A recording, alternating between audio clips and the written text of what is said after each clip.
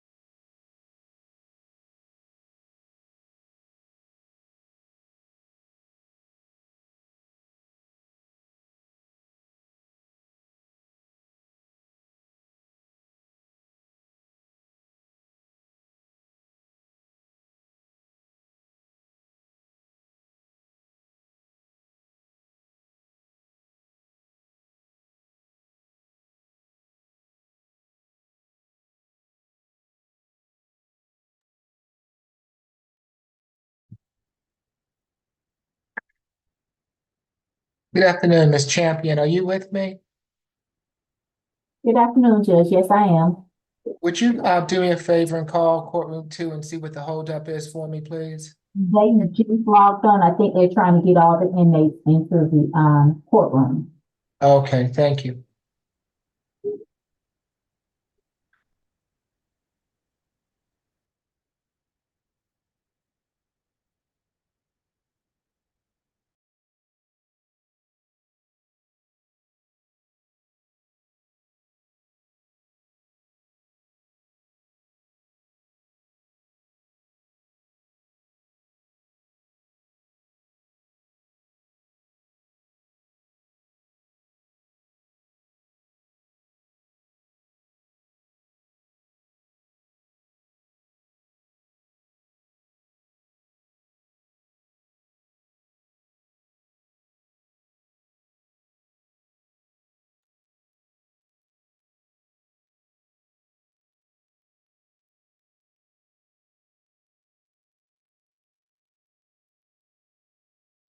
Good afternoon, courtroom 2. Let me know when you're ready for me to begin. We're ready, Your Honor. Okay, very good. And if you want to check your chat also, if you don't have the list of the private attorneys that are here, I believe they've all made the court aware that they are here. So if you will accommodate them for me, I'd appreciate it. Good afternoon, ladies and gentlemen. I'm Judge Eric Morrow. This is the state court expedited accusation calendar that we're conducting by video. You have a right to remain silent. Anything you say can be used against you. You have a right to have an attorney present at these proceedings. If you do not have a private attorney, we're providing you with the assistance of a public defender or a conflict defender this afternoon if you choose to utilize their service. Who do we have first? Start position 12, Gillette.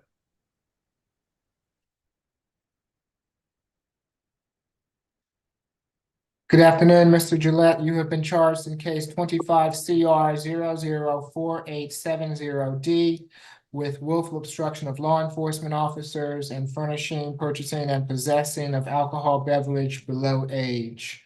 Is there a history? Good afternoon, Ms. Hardy. Good afternoon, Your Honor. Which position is this? Position number 12, Mr. Gillette. Okay, this is his first arrest. Thank you. Good afternoon, Your Honor. Joe Hibachi for Mr. Gillette. I had to get somewhere where I was safe to pull over. Good afternoon, Mr. Hibachi. Yes, Ms. Falk, good afternoon. Yes, Your Honor. Good afternoon. In this case, this incident happened August 17th, 2025 at the Standard, which is located at 4 South Main Street in Alpharetta. Officer McCool was performing a extra job at that location. He was flagged down by an employee who stated that the defendant was leaving intoxicated and potentially broke a table-mounted telephone in the front of the restaurant as he was leaving. The officer went and made contact with the defendant, told him to stop. He was trying to conduct an investigation into what the allegation was by the employee at that location. The defendant refused to stop. The officer finally had to take him into custody. The strong odor of alcoholic beverage was emitting from the defendant's breath and from his person, and he apparently had had quite a bit to drink, according to the officer. He was searched incident to arrest, and the officers were informed that the telephone was not broken. It was just off the I guess the mount and was able to be returned.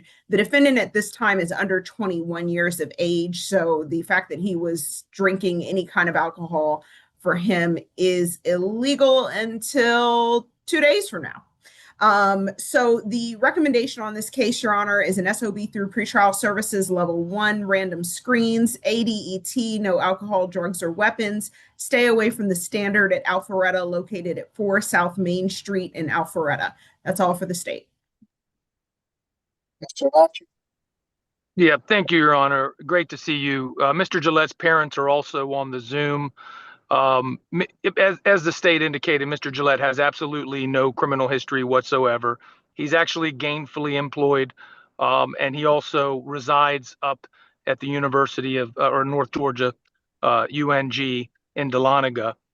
So we would respectfully, he is not only no criminal history and no and nothing pending. He's certainly had no violations, no warrants, no arrests, no failure to appears, and he's got counsel for the duration of the case. And as the state indicated, he turns 21 in 2 days. So we would respectfully request that he be allowed to have just a standard signature bond with no pretrial requirements whatsoever, given particularly where he lives and the difficulty that would create. If the court's not inclined to do that, I would just ask that he be allowed to post a small surety bond for the 2 counts so that he's not on pretrial.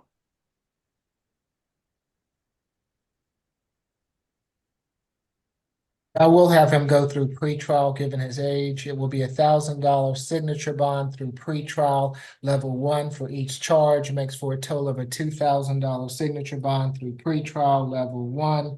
Stay away from the incident location. No drugs, alcohol, weapons while out on bond. Your Honor, if the court could respectfully, if the court could put on the order that he's allowed to just report telephonically, given his situation. Okay, I'll allow him to report by phone. Okay? Okay, thank you. Thank you, Your Honor. Are All we right. excused? Yes, have a good rest of your day, Mr. Balcher. Good to see Thank you you. as well. Thank you. Good You- luck to you, you Mr. too. Gillette. Th- Thank you. Thank you, sir. Take care. Who do we have next? Your Honor, I see in the chat, they have Ms. Diamond Johnson for Mr. Williams. Mr. Williams is not on the calendar for today. I saw that he only has a probation violation, so he won't be in first appearance court. Okay, Ms. Johnson, did you hear that? Good afternoon, Judge. It broke up a little bit. I know my client isn't currently under sentence, so we're just trying to get some information about what his hold may be. And I might have missed it. Was there some direction to contact someone, or is there I a believe- case number associated with this? He has what type of violation is it, courtroom 2? I'm sorry. Probation violation. Okay, he has a probation violation, so he should be on the SAP calendar coming up at some point. Okay, so the next appearance would be the SAP calendar. More than likely, I would imagine. Okay, and let's see. And with the same, and I'm sorry, I don't want to disrupt the calendar. From the solicitor's office, is there someone I can talk to about possibly resolving this ahead of time? Yes, Ms. Falk is on the line here, so Yes, what I can do is put you in touch because those cases normally go back to the trial division. So if you Okay. can type in to the chat, the case number for the defendant, the case that he has a revocation on, I can let you know who the attorneys and the supervisor are as your point of contact. Okay, excellent. Thank you, Ms. Falk. It may take me a minute because we are juggling a lot of cases today. I understand. All Thank right, you. thank you, and thank you, Judge. you're welcome. Who do we have next? Oh, but if I may interject, Your Honor, in between cases, let me announce that Warren Bird, I've been told, will be a medical reset.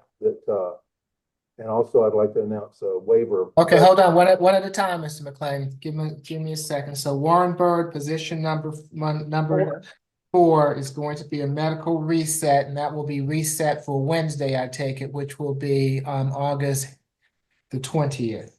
Okay. Okay, your next one? Initial K McDowell will be a waiver of presence. I'll argue that at the end of the calendar if it pleases the court. Okay, I'm sorry, Your Honor, I didn't hear which case that was. McDowell, I think he's saying McDowell. correct. I believe so. Oh, Ms. okay. Falk. It's mine. I'm Thank aware you. of that. We got it. Thank you. Kingsley, same.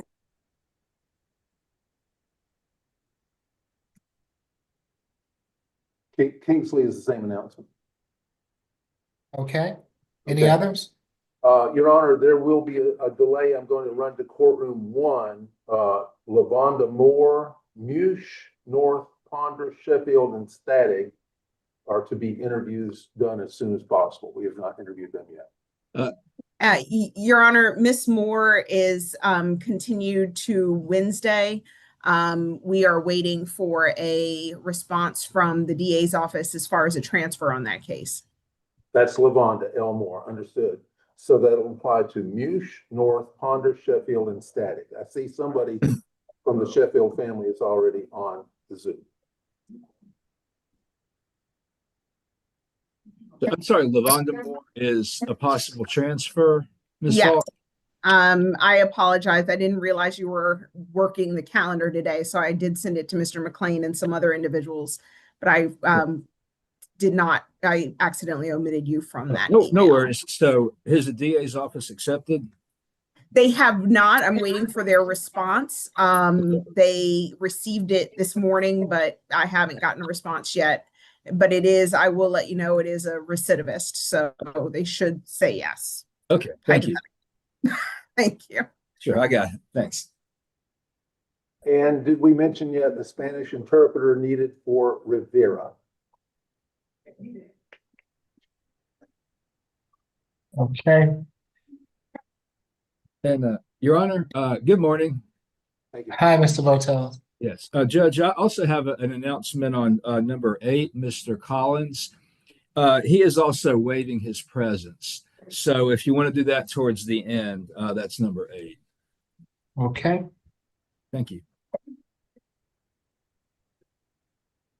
And Ms. Champion, did you get do we have a Spanish interpreter for this afternoon? I'm going to request one. I wasn't aware that one was needed until he just announced it. No, I'm sorry. Okay, no worries. Thank you. So Okay, just let us know if we can get one. Okay. And also, we've had a request for, of all things, an Italian interpreter, Judge. That's Mr. Richard Marcus. Yes, we received your request, Mr. Bartell. We're waiting for a response on the Italian. Okay. All right, thank you. Thank you. Okay, so let's see, who can we take next? Next is position 9, Mr. Cully. I believe he has a private counsel. Yes, Judge. David Okay. Cooper for Mr. Cully. Afternoon, Mr. Cooper. Good to see you, Judge. You as well. Good afternoon, Mr. Cully. You have been charged in case 25 CR 004864A with 2 counts of simple battery family violence. Is there a history, Ms. Hardy? This is the first arrest. Thank you, Ms. Falk. Yes, Your Honor. Let me just find my place. Your Honor, this incident happened August 17th of 2025, and that was at the Phoenix Assisted Living Center at 13943 Georgia 9 in Milton, Georgia. The defendant and the victim in this case are husband and wife. The victim is Miss Anna Cully. And according to a witness who was present at the scene, who I believe was an employee at that location, she stated that the witness stated that upon his arrival into the room where they were staying, he knocked, he began to open the door, heard the victim, Miss Cully, calling for help. And he stated he observed the defendant in the bathroom lift his hand and slap Miss Cully in the face while he was standing in front of her, and also saw the defendant grab hold of her arm, at which time he stated, "What is going on?" And at that point, he said the defendant turned around, looked shocked, and then sat down in a wheelchair that was in the bathroom and didn't say anything else. At that point, the witness called for assistance and another staff member to take Miss Cully, remove her from the room, and get her dressed. They did interview Miss Cully, who stated that the defendant has a short temper and lacks patience when it comes to caring for her. And she also stated he has grabbed her before, and today was like every other day. She further stated that he would say after doing that, it was going to be better, but that would only last for a few days. And she indicated she's trying to get a separate apartment due to the ongoing stress and issues with him and his behavior toward her. She did deny the hitting, but the witness was very adamant he heard and saw the defendant make contact with Miss Cully's face with his hand. We did have an opportunity to speak with the Miss Jones, who's the executive director of that location. She stated she is aware of the incident and that the defendant is not allowed to return to the facility. And We also had a chance to speak with Krista Ross, who is Miss Cully's daughter. She stated that the defendant, who I believe is her father, will be going to her brother's residence until they can find another facility for him. And they're also trying to get Miss Cully into a different facility so that the two of them can be separated. She said she does know that the defendant does get frustrated with Miss Cully and will yell at her, but she was not aware of the hitting. She also stated they do plan to keep the two of them separated. The state is agreeable due to the lack of history and the defendant's age to an SOB through pretrial services level 1.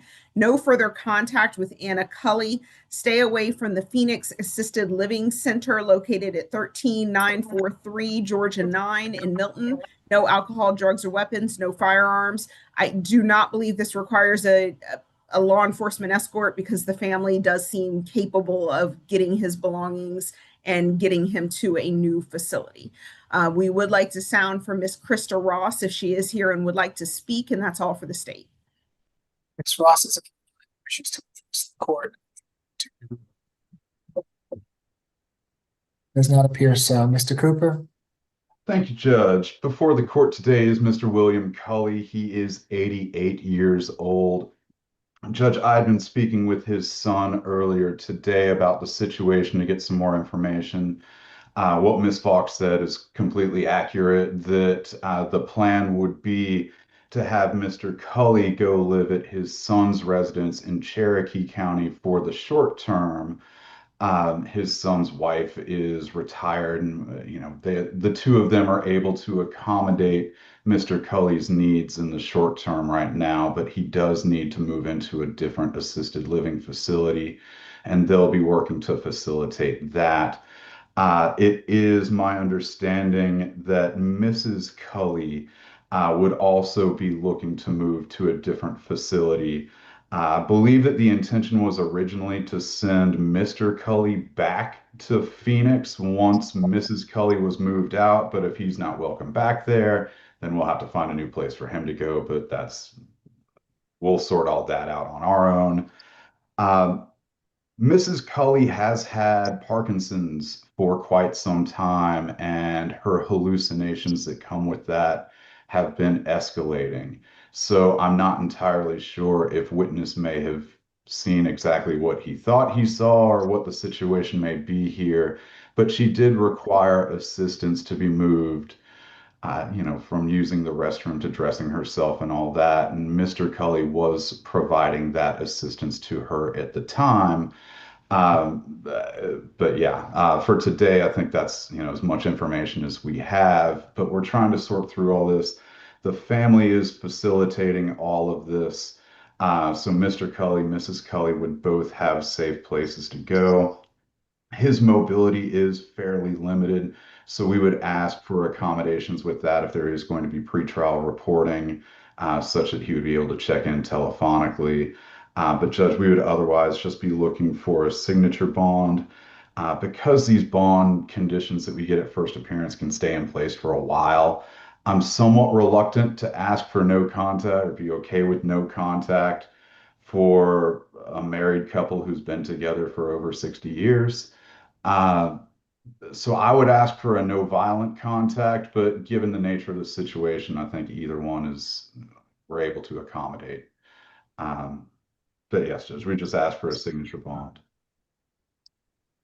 Okay, as such, for each charge will be a $2,000 signature bond through pretrial level 1, makes for a total of a $4,000 signature bond through pretrial level 1. Stay away from the incident location. For the time at hand, no further contact with Ms. Cully, no drugs, alcohol, weapons while out on bond. Good luck to you, Mr. Cully. If nothing further, Mr. Cooper, good to see you. We'll see you. You're free to go this afternoon if you choose. Thank you, Judge. Good to see you too. Who do we have next? Is there an attorney, Michael Bigton, for Mr. Treco on the line? There we go. Okay. Come on, Treco. And good afternoon, Judge. Afternoon, Mr. Dixon. Lead position, hold on, 34, I believe. Yes, position 34, Mr. Treco.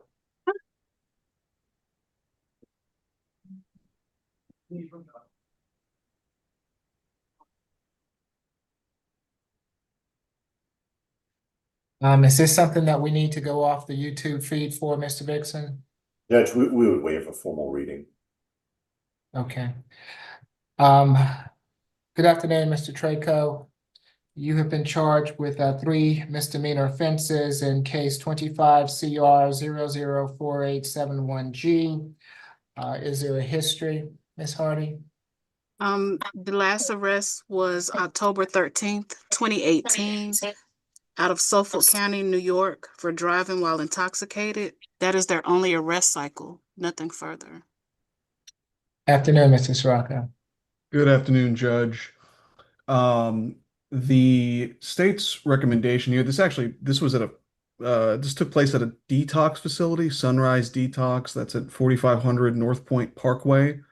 There's 2 victims here, 3 different acts that took place, and the state's concerned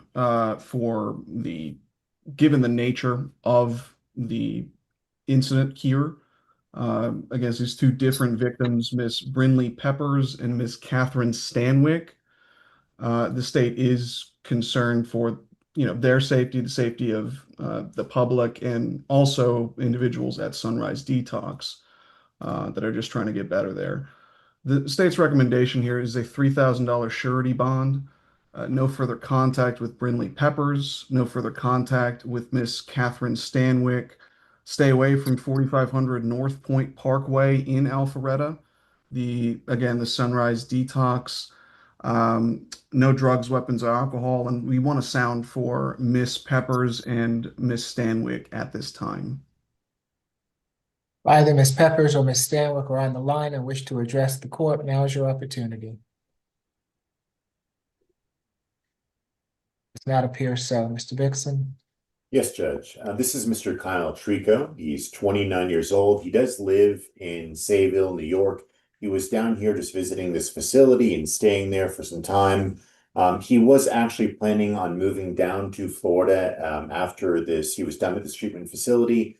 And my understanding is that was probably within, 1 to 2 weeks. Although obviously now with this happening, my understanding is that he will be moving down to Florida where there is a job waiting for him. He did make it to his 3rd year at St. Lawrence University, where he was studying poli-sci, Judge. He was working previously in commercial sales. Then he came down here for this facility. And again, he was supposed to go down to Florida where he was supposed to pick back up on his job. His parents have driven all the way down here, Judge. I believe they're at the jail today for him, in support of him. And I also understand that they will be going with him to make sure that he gets down there okay. I understand that the state is asking for a $3,000 surety bond, Judge. We're just asking for a $1,000, especially in light of his lack of history.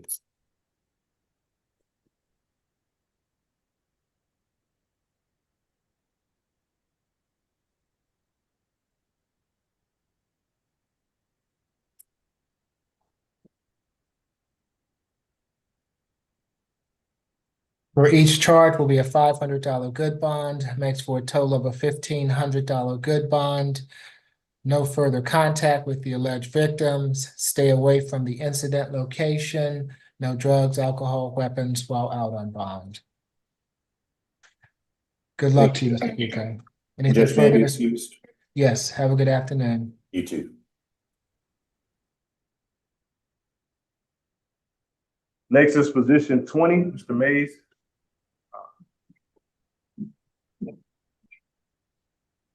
You right with me? Go ahead and start. Good afternoon, Mr. Mays. You have been charged in case 25 CR 004876B with battery family violence and 3 counts of simple battery family violence. Is there a history, Ms. Hardy? The last arrest was May 14th, 2012, out of Franklin, Louisiana, for attempted distribution of drugs. There's 2 total arrest cycles out of Louisiana. Nothing further to report. Who's presenting? It's me, Your Honor. It just took me a moment to unmute. The incident happened on August 16th of 2025 at 2460 Heaton Drive in East Point. Officers spoke with Miss Dorothy Burns, who is the fiance of the defendant. She does live with him at this time. There was a verbal argument that then became a physical altercation when the defendant pushed her with a two-palm strike, causing her to fall onto the sofa. He then began grabbing her hands and trying to take the ring off her finger, pulling on her hands and arms. The officers did not see any physical injuries. The altercation was broken up when a neighbor, Mr. DeAndre Cook, actually broke up the altercation. There were no injuries, again, observed on Dorothy Burns, and officers did place the defendant under arrest. We did have an opportunity to speak with Dorothy Burns. They stated that they are in a relationship with the defendant. They do not share a child. The argument started over the defendant believing that his son had more going, that her and his son, Mr. Savion Mays, had more going on between them. She stated that the defendant then got violent with her and Mr. Mays and caused Mr. Mays and the defendant to get into a physical altercation. I will say there is another set of counts that does involve Savion Mays, his son, where he struck him several times with a closed fist, causing injuries to his knee, forehead, and lip that the officers were able to observe. We did also have an opportunity to speak with Mr. Savion Mays. He stated this is not the first time the defendant has been violent toward him, but it is the first time police were called. He stated they have gotten into arguments in the past, but this is the first time it has turned physical. Ms. Burns stated she is okay with no violent contact because the residence does belong to this defendant, and she will be here on the Zoom. We are asking for an SOB through pretrial services level 2, no further violent contact with Dorothy Burns or Savion Mays, no alcohol, drugs, or weapons, no firearms. We are additionally asking for an FVIP due to the fact that the defendant's son, Mr. Savion Mays, did state this is not the first time an incident like this has happened between him and his father, and that it is the first time police were called. That's all for the state. We would like to sound for Savion Mays or Dorothy Burns. Ms. Burns, Mr. Mays, if either of the line wish to address the court, opportunity.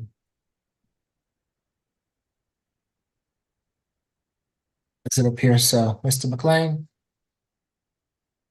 You are mute there in courtroom 2. Other than the FVIP request, Your Honor, at this time, we would certainly agree with what the state has said. Okay, for the battery will be a $2,000 signature bond through pretrial level 2. For each of the other charges, $1,000 signature bond through pretrial level 2. Makes for a total of a $5,000 signature bond through pretrial level 2. No further violent contact with Ms. Burns or Mr. Mays. No drugs, alcohol, weapons while out on bond. And 5 days of anger awareness. Good luck to you, Mr. Mays. Thank you, Your Honor. You're welcome. Next is position 33, Mr. Terrain.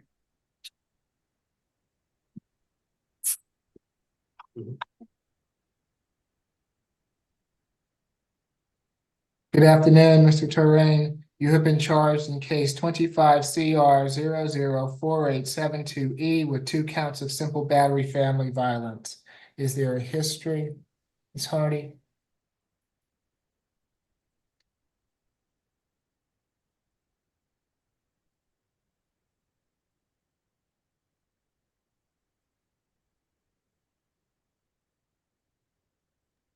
One moment, Your Honor, I'm sorry.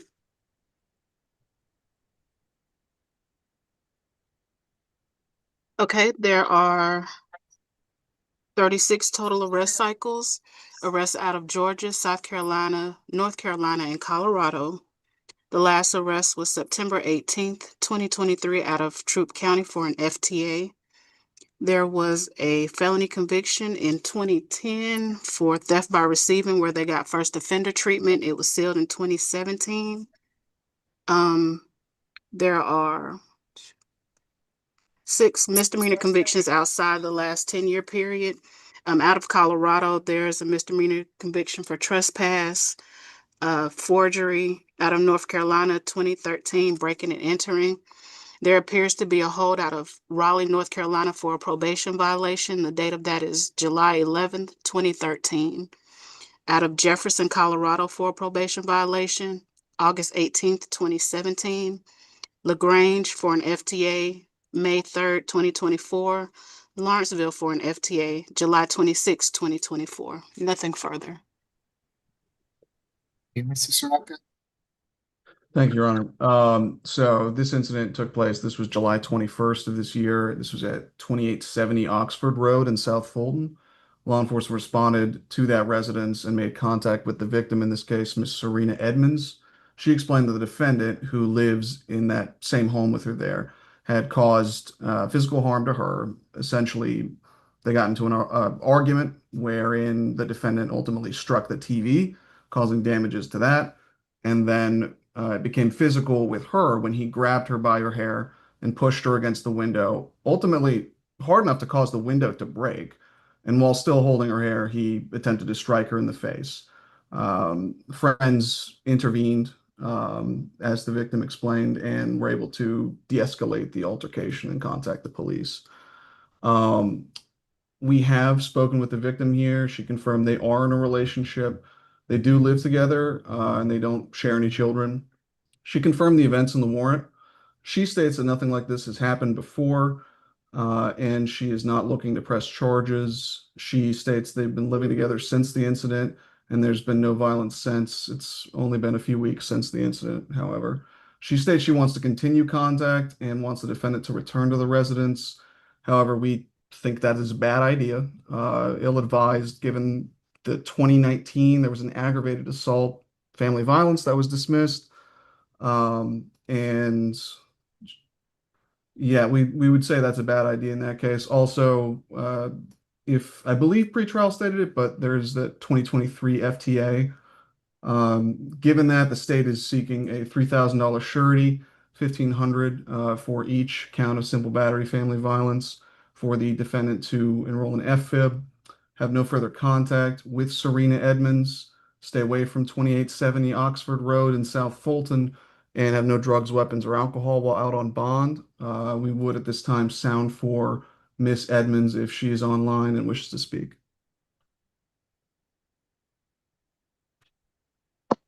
Good afternoon. Yes, my name is Serena Edmonds. Yes, Miss Edmonds. I am, Hold on, Miss Edmonds. Hold on one moment for me, please. Okay, if you can raise your right hand for me. Do you swear or affirm the testimony you're about to give before this court will be the truth, the whole truth, and nothing but the truth? yes, sir. Okay, you can place your hand down. What would you like to tell the court, ma'am? I just want to respectfully say that I do support Anthony being released. I do not wish to, again, as stated, move forward with any charges. We are in a relationship. I do just recommend that he does receive some sort of counseling. He is a contributor to the household. He does assist me with my son. I do travel for work. And so I do feel that this was an isolated incident that did get out of hand. I do understand the seriousness of what happened. But I am also in support of him and would continue to support him to get help. Has this ever happened before? No, sir. This was an incident where alcohol was involved. It was my birthday party, and things just escalated rather quickly out of hand. And it was a lot of emotion involved in the situation. And how old is your son? 13. Thank you for He being was here, not Miss home at the time. I apologize, sir. He was not home at the time of the incident. Thank you. I appreciate you being here this afternoon. Yes, sir. Thank you. Mr. McLean? Thank you, Your Honor. I noticed that there was a hold from Troop and Gwinnett, and we were asking we would ask the court to consider a signature bond to send him on to those holds. He is a person who does market managing. He is educated to the level of associate's degree in business management, and he is a local person now.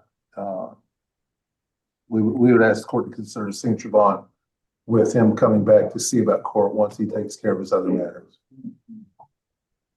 Court's not comfortable with the signature bond given the amount of FTAs that he has, but it will be for each charge a $500 good bond, makes for a total of $1,000 good bond. No further violent contact with Ms. Edmonds, 5 days of anger awareness, no drugs, alcohol, weapons while out on bond. Good luck to you, sir. Next is position 31, Ms. Street. And just so you all know, they're in courtroom too. Ms. Champion has let us know that the Italian interpreter is on the line, so whenever you all can make accommodations. Yes, sir. Thank you, I appreciate it. Good afternoon, Ms. Street. You have been charged in case 25 CR 004878F with battery family violence, simple battery family violence, and cruelty to children in the 3rd degree. Is there a history, Ms. Hardy? This is the first arrest. Mr. Sirocco? Thank you, Judge. This incident took place, this was yesterday at 3901 Campbellton Road Southwest in Atlanta. It's an apartment complex. Law enforcement responded there and made contact with the victim here, Mr. Jordan Justice. He explained that the defendant, his fiance, who lives with him there, had gotten into a verbal argument. He was trying to leave the apartment to de-escalate, and the defendant started to strike him in his torso, began pulling on his shirt and ripping the shirt off him, causing visible scratches. And this occurred in the living room in the presence of their child, juvenile MW, who witnessed the altercation. And this apparently, according to the defendant, was over, she was upset because she didn't agree with the victim calling her aunt. And officers observed abrasions, cuts, scratches to the victim here. We have spoken with Mr. Justice, and he said they are in a relationship. They do live together at the incident location, and they do share that one child. Confirmed the events in the warrant and stated the defendant's been violent with him in the past, but they would just, quote, squash it. Victim stated this is the first time police have been involved, however.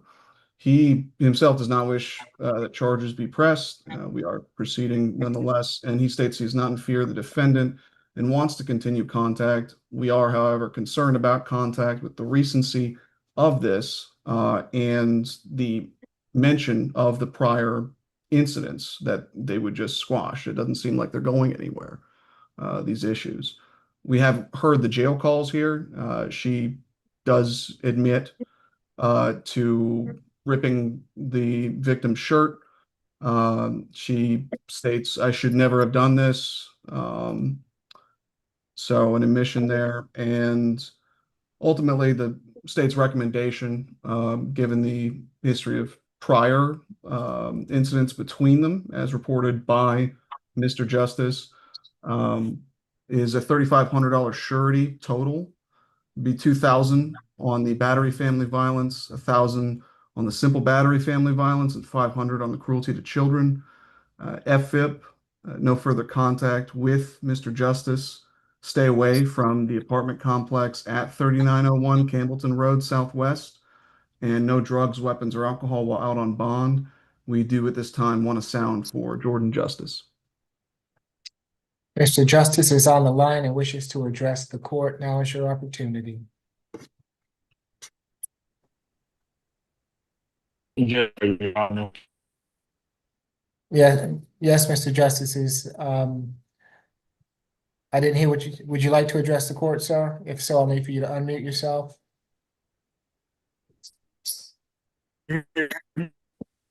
No, sir, we can't hear you. Oh, give me a second. was kind of hard. Can you hear me now? Yes, that's a little better. If you can find a steady state for me. Yes, sir. Okay, are you there? Yes.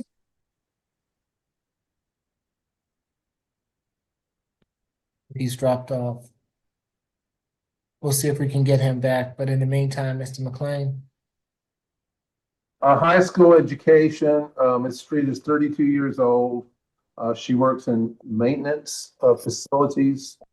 We would ask the court to consider a signature bond with appropriate conditions. Jordan, are you back with me?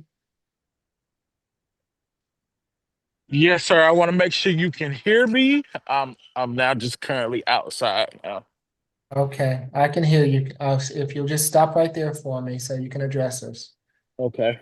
Okay, can you raise your right hand for me? Yes, Do sir.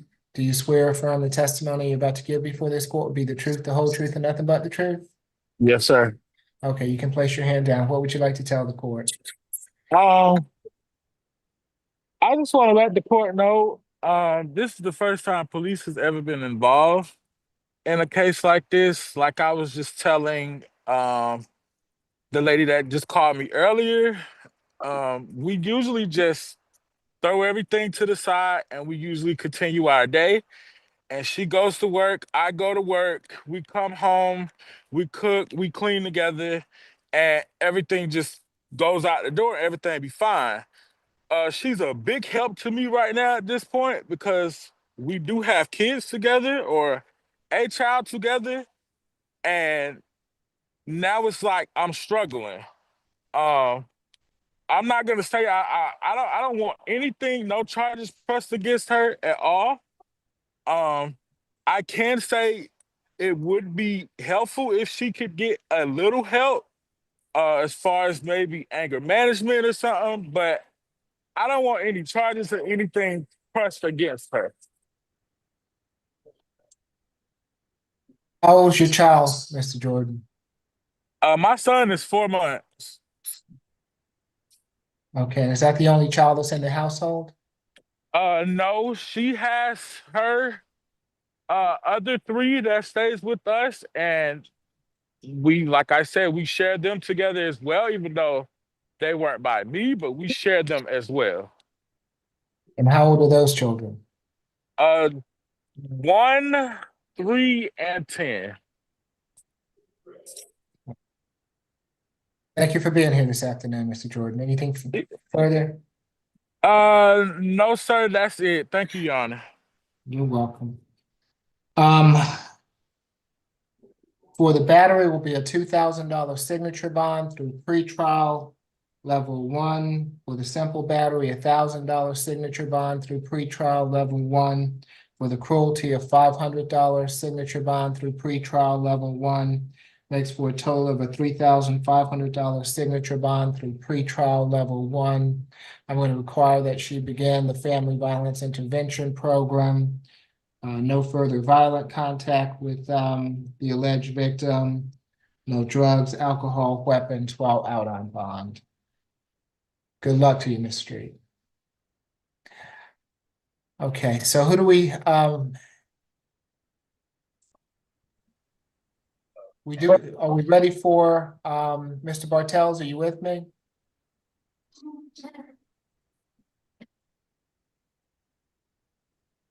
Yes, Your Honor. Okay, I believe that we're ready for you. And let me see this. Where is the Italian interpreter?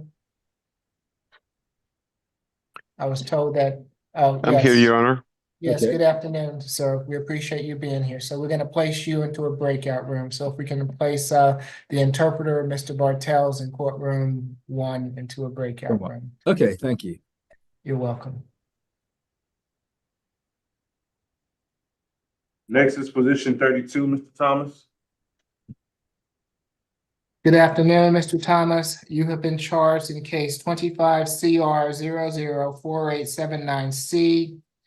with 3 counts of battery family violence and 3 counts of simple battery family violence. Is there a history, Ms. Hardy? The last arrest was October 19th, 2018, out of Carroll County for possession of marijuana less than an ounce. That's their only arrest cycle, nothing further. Mr. Rocco? Thank you, Your Honor. So this took place June 15th of this year. This was at 2181 Fairburn Road in Atlanta. Law enforcement responded to a fight call at the residence and made contact with the victim here, Miss Kyra Ellison. She explained that the defendant, who is the father of her child, had been communicating throughout the day regarding picking that child up, and he wanted to go to a cigar bar with their friends, and ultimately she had gone to 2181 Fairburn Road, where the defendant resides, to retrieve that child and the child's belongings. And she was greeted by the defendant's sister, who then returned to her bedroom while Miss Ellison was gathering the child's belongings. The defendant shoved her, attempted to snatch her bag, and threw her to the ground. The defendant told her to leave the residence and pushed her again, becoming increasingly aggressive, grabbed her by the hair, punched her multiple times in the face, and ultimately the sister had to intervene to try and stop the incident, during which Miss Ellison fell onto the bed, sister on top, and then the defendant fell on both of them. So this is a whole mess. There was a scratch on the side of Miss Ellison's chest, bruising on her face, and she stated to officers that this was not the first incident like this, and referenced a similar occurrence in January in DeKalb County involving the defendant. Now, we don't have information on that arrest, that DeKalb arrest, if it was in fact an arrest, but that does bring us cause for concern. We spoke with the victim here, and she confirmed they are not in a relationship, don't live together, and they share one child. She confirmed the events in the warrant, stated that the incident location is the defendant's mother's residence, and this is not the first time the defendant has been violent and not the first time police have been called, but it is the first time he was arrested. She states she has been in contact with the defendant since this incident, and there hasn't been violence. And she states she's not in fear of the defendant and wants to continue contact. We are concerned about that contact, with there being an incident from January, concern for risk of reoffense here. So, and which has been affirmed on 2 separate occasions, today when we spoke with her and on the date of the incident. So the state's recommendation is a $4,500 surety, $1,000 for each battery family violence, $500 for each simple battery family violence. Oh, excuse me. Yes, that's correct. For the defendant to enroll in a complete FFIB, have no further contact with Kyra Ellison, stay away. This is actually the defendant's mother's residence, excuse me. So no stay away, retract that, and no drugs, weapons, or alcohol while out on bond. We do want to sound from Miss Ellison at this time.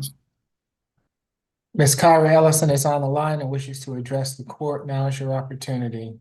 You need to unmute for me, activate your camera. Doesn't appear so. Mr. McLean?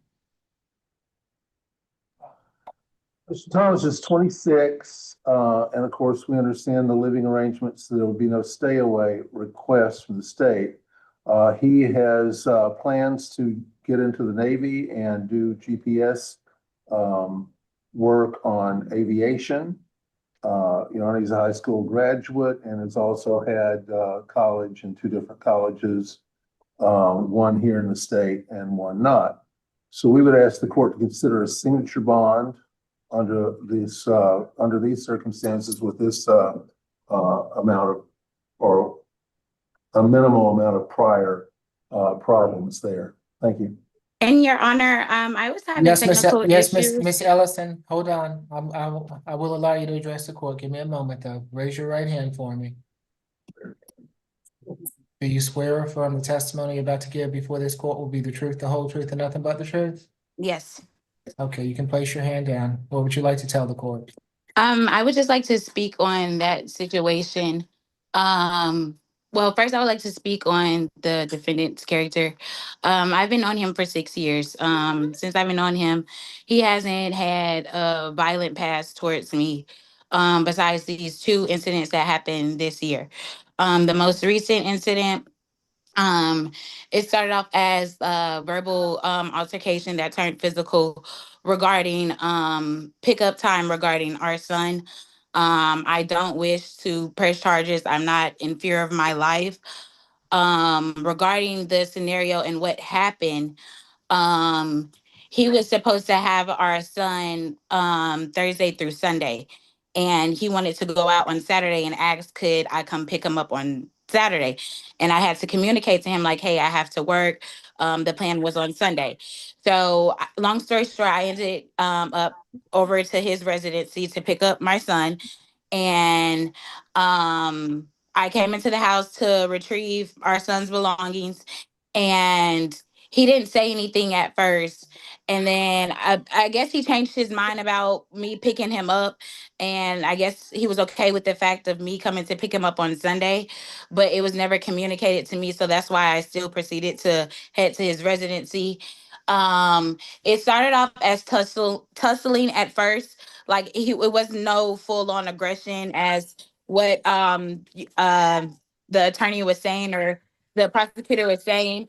It started off as tussling over a duffel bag, and then it was shoving, and then it escalated to there. But I don't wish to press charges or prosecute anything. I'm not in fear of my life. Like, we have a 1-year-old son, so he needs his dad in his life. So like I said, I don't fear of anything towards the defendant. Okay, I appreciate you being here this afternoon, Ms. Ellison. Thank you. Thank you. Okay, if nothing further, for each of the batteries will be a $2,000 signature bond through pretrial level 1. For each of the simple batteries, $1,000 signature bond through pretrial level 1 makes for a $9,000 signature bond through pretrial level 1. 5 days of anger awareness, no further contact with Ms. Ellison, third-party transfer of the minor child for visitation, no drugs, alcohol, weapons while out on bond. Good luck to you, sir. Excuse me, Your Honor, how many days of anger management? 5. 5, thank you. You're welcome. Next is position 36, Mr. Baltter.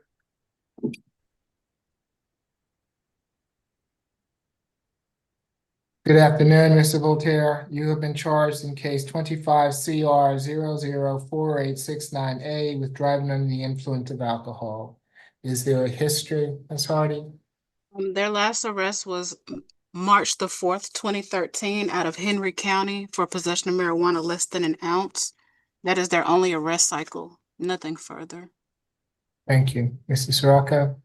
Thank you, Your Honor. This was from August 16th of this year, ultimately at 830 Westview Drive in Atlanta, which is Morehouse College's campus. This is at night. Law enforcement got radio traffic indicating that there was a vehicle that was being driven recklessly that had possibly breached the college perimeter through the front gate. Officer arrived and found the vehicle described had breached the security post and made it onto the campus. Officer had to place his vehicle in front of that vehicle that the defendant was driving in order to get it to stop. Noticed that side tires, front and back, they were blown out. The vehicle was actually on its rims.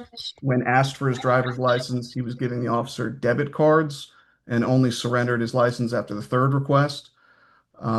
Tried to ask the defendant questions. He rolled up his window, placed his hand on the gear shifter in what appeared to be an attempt to flee. And then when he was asked to step out, he refused. There was force that had to be used to remove him from said vehicle. Continued to try and grab the gear shift here. They noticed on him strong smell of alcohol, an alcoholic beverage emitting from his breath, as well as observable bloodshot, watery eyes. Defendant was arrested ultimately. Given the sort of risk to public safety that this sort of behavior poses, and the context in which he was found, the state's recommendation here is a $2,000 surety, ADT, random screens, stay away from Morehouse College at 830 Westview Drive in Atlanta, and no drugs, weapons, or alcohol while out on bond. McLean? Your Honor, he has had college courses and is working on certification with regard to financial matters. He works in the area of accountancy for a company who's locally here. We would ask the court to consider a signature bond, or if not a signature bond, then a $1,000 surety bond. Okay, will be $1,000 good bond. Stay away from Morehouse's campus, no drugs, alcohol, weapons while out on bond. Good luck to you, sir. All right, next, position 22, Mr. Mitchell.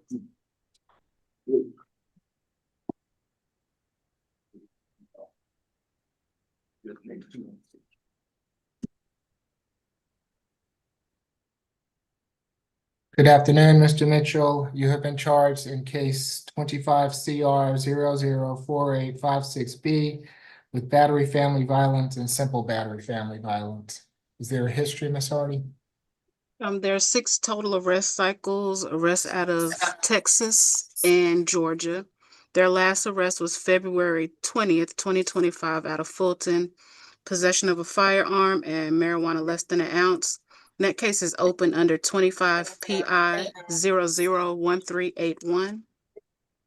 There appears to be a hold out of Jonesboro for assault. The date of that warrant is May 22nd, 2024. There's a 2015 felony burglary conviction, 2020 assault and unlawful weapons carry, 2015 evading arrest.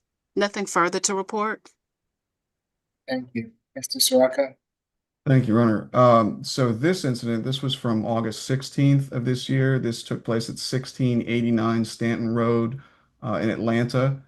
Law enforcement responded there and made contact with the victim here, Miss Daisha Pickering, who explained that the defendant, her boyfriend of 4 years, father of their 1-year-old, she was visiting him from Texas. She states that she and the defendant had a verbal altercation, and that is when the defendant used his right hand, open fist, and struck her on the left side of her face. Defendant admitted that he and the victim were in a relationship for over 4 years and do share that child, but they don't live together. He denied any physical contact with the victim whatsoever, claiming they were in a verbal altercation, but officers observed on her. They noted abrasions, minor cuts, and scratches from the incident. The defendant was placed under arrest here. We have spoken with the victim. She confirmed they are in a relationship, don't live together, and share that one child. Confirmed the events in the warrant. She stated the incident location is actually the defendant's residence, as reflected on the warrant here, and that the defendant he was heavily intoxicated here and gets violent when he is drinking. She states she's not in fear of the defendant when he is not drinking, and states that she's okay with no violent contact. We're not okay with contact whatsoever. I will note that we did listen to the calls here. She called him saying, "You slapped me," and dropped the baby on the floor. So there's a risk to the child here as well, apparently. And he admits that he messed up and apologizes. If I want to make sure pretrial got this, but I do have multiple convictions from Texas. There's an older one for assault causing injury to a family member. That's from 2013. And then assault causing bodily injury to a family member and resisting arrest, as well as unlawful carrying in 2020 in Texas. So both of those are Texas, and there was an additional arrest for the same in 2012 out of Texas. With that, the open case and that hold for assault, the state's concerned about a risk of reoffense here and for the victim's safety. Our recommendation as such is a $6,000 total surety, $4,000 on the battery family violence, $2,000 on the simple battery family violence. We are recommending FFIB and ADET, as well as random screens. No further contact with Daisha Pickering. Stay away from 1689. Let me retract that. stay away from 1689 Stanton Road Southwest in Atlanta if she is still living there, or she is still residing there before she makes her way back to Texas. If she has nowhere else to stay while here, that's what our concern is. We don't want her ousted from where she's staying here. So one-time law enforcement escort to see if the victim has vacated the premises. No drugs, weapons, or alcohol while out on bond, and we do want a sound from Ms. Pickering at this time. Ms. Pickering's on the line and wishes to address the court. Now is your opportunity. Yes, so Okay, hold on, Ms. Pickering, hold on. Come on camera for me first.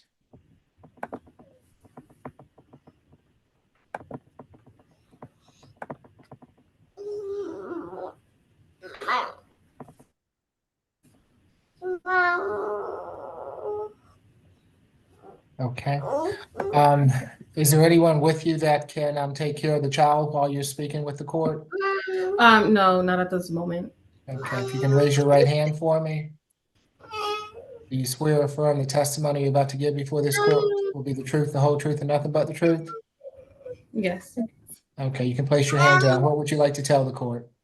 So I no longer am in Georgia, and I do not live in that residence at 1689. So if he needs to go back over there, he's fine. I'm not there anymore. And that's all I wanted to say. Okay, thank you, Ms. Pickering. I appreciate you being here. Yes, Mr. McLean. Mr. Mitchell is 33. He works in a moving company and has done so for quite some time. We would ask the court under these circumstances with these charges to consider a signature bond if that is possible. Thank you. For the battery will be a $2,000 good bond. For the simple battery, $1,000 good bond makes for a total of a $3,000 good bond. No further contact with Ms. Pickering. Third-party transfer of the minor child for visitation. No drugs, alcohol, weapons while out on bond. Good luck to you, sir. Next is position 29, Mr. Smith.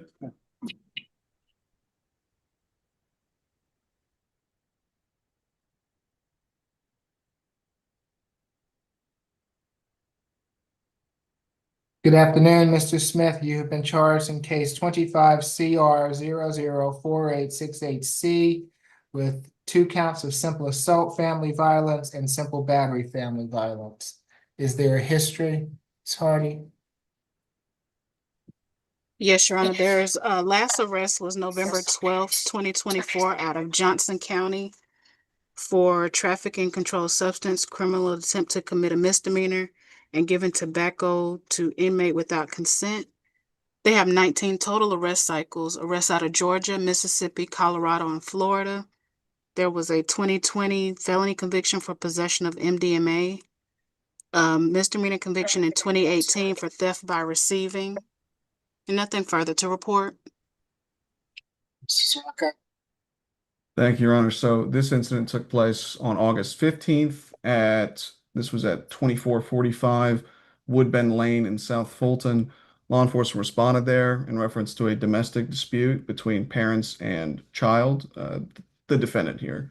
Officers, upon arrival, observed the defendant shirtless, walking aggressively towards another individual that would be Sadiq Muhammad, who is the defendant's stepfather, with his fist balled up, making angry expressions. Mr. Muhammad had a baseball bat in his hand and was stepping away from the defendant.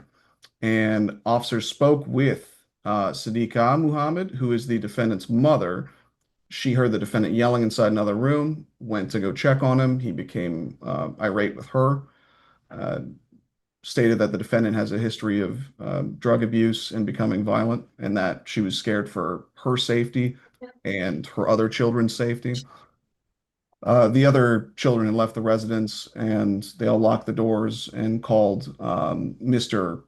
Sadiq Muhammad, the stepfather, to come. And he was trying to speak with the defendant on the driveway, started berating him and using threatening language, including, if you call the police, I'm going to send you to hell. And ultimately, the defendant approached him spat on his shirt, tried to grab the baseball bat that he was holding out of fear for himself. So we are concerned for the parents here. We've spoken with Mr. Sadiq Muhammad. He's confirmed he is the defendant's stepfather. They let the defendant live there for the past several weeks because he didn't have anywhere else to go. Confirmed the events in the warrant. Stated this is not the first time the defendant's been violent towards him and his wife, but it is the first time police have been involved. Stated there were other small children in the residence, and they're concerned for the safety, their safety, given the defendant's behavior. They expressed that they do not want contact with the defendant, and they want him to stay away from the residence. Mr. Muhammad should be on Zoom. We asked the court sound for him, and if Miss Sadiqa Muhammad is also on the Zoom, we would sound for her as well. State's recommendation here, given the threats involved and the behavior, is a $2,000 total surety, $500 surety for each simple assault family violence, and $1,000 for the simple battery family violence. 5 days anger awareness, ADET, random screens. A social worker visit for housing might be appropriate here. No further contact with Sadiq Muhammad or Sadiqa Muhammad. Stay away from 2445 Woodbend Lane in South Fulton, and no drugs, weapons, or alcohol while out on bond. Mr. Muhammad, if you would like to address the court, now is your opportunity. I need for you to unmute yourself if you choose to address the court, and raise your right hand for me, please, sir. Do you swear or affirm the testimony you're about to give before this court will be the truth, the whole truth, and nothing but the truth? Yes, sir. Okay, you can place your hand down. Thank you. What would you like to tell the court? Everything that the gentleman said was accurate, with the exception of Malik was never violent towards me in the past, other than just one time. And I can't speak for his mother. I don't think, and he wasn't violent to her, but there was just one time which took us aback. But that's the only thing I wanted to say. But everything else was accurate. Okay, very good. Thank you for being here this afternoon. Yes, yes, sir. Mr. McLean? This is 30 years old. Yeah, are we not? Okay, we're off mute. He's 30 years old, Your Honor, works in environmental services. He's got a high school education. It sounds to me like it would be good to suggest that if the ADET takes care of the problem, then the other recommendation of the state would not be needed at all. Thank you. We would ask for a signature bond consideration.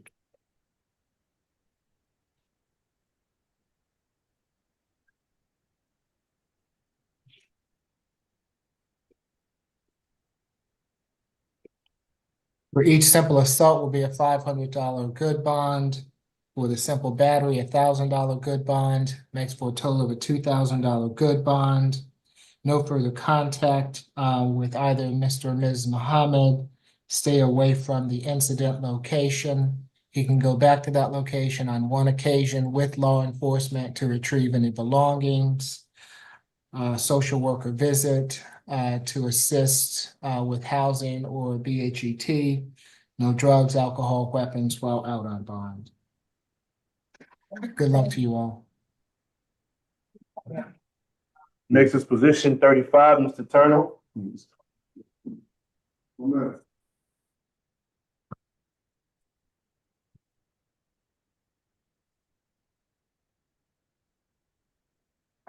Good afternoon, Mr. Turner. You have been charged in case 25 CR 004867Y with battery family violence and 2 counts of simple battery family violence. Is there a history, Ms. Hardy? The last arrest was August the 5th, 2024, out of Fulton for a probation violation. There are 14 adult cycles out of Georgia. Felony conviction in 2018 for robbery. 2022, death by taking and possession of a firearm. There appears to be an open case for theft by taking and possession of a firearm. That open case number is 24 SC 000990. Nothing further to report. Mr. Sirocco? Thank you, Your Honor. So this incident took place, this was June 22nd of this year at 396 Brownlee Road in Atlanta. It's an apartment complex. Law enforcement responded and made contact with the victim, Miss Malaka Benson, who explained the defendant, her ex-boyfriend who lives with her, had struck her and kicked her. There was an altercation regarding the use of her vehicle, and he struck her on the left side of the face and kicked her in the right side of her body. She sustained an injury to her face. And she advised at the time this was not the first incident between them. There were previous incidents in DeKalb that she reported. And we do see an arrest it was July 7th of 2024 out of DeKalb we believe that's what she's talking about. She states that was against her. She was the victim there. She confirmed when we spoke with her that they were in a relationship, that they lived together at the incident location and share no children. Confirmed the events in the warrant. Stated again, as she did that day, this is not the first time the defendant's been violent towards her. And it's not the first time police have been involved either, which GCIC supports. The victim confirmed that they had a case in DeKalb County in 2024. She believes that case is now closed. We haven't been able to confirm that yet, but in that one, similar to here, he was accused of punching and kicking her. So we'll be looking into that. She did file for a TPO. And the defendant was served with a TPO when he was arrested here. So she does not want any contact with him. She wants him to stay away from the residence. He will, according to her, need a one-time law enforcement escort to retrieve any belongings. And I don't believe she's on the Zoom with us. We would ask the court sound for her when appropriate. State's recommendation here, given that case from DeKalb, the risk of reoffense here is a $4,000 surety. $3,000 on the battery family violence, $1,000 on the simple battery family violence for the defendant to enroll in and complete FFIB. Have no further contact with Miss Malaka Benson. Stay away from the apartment complex at 396 Brownlee Road, Southwest in Atlanta, and no drugs, weapons, or alcohol while out on bond. And that is all for the state. Ms. Benson is on the line and wishes to address the court. Now is your opportunity. Does not appear so. Mr. McLean.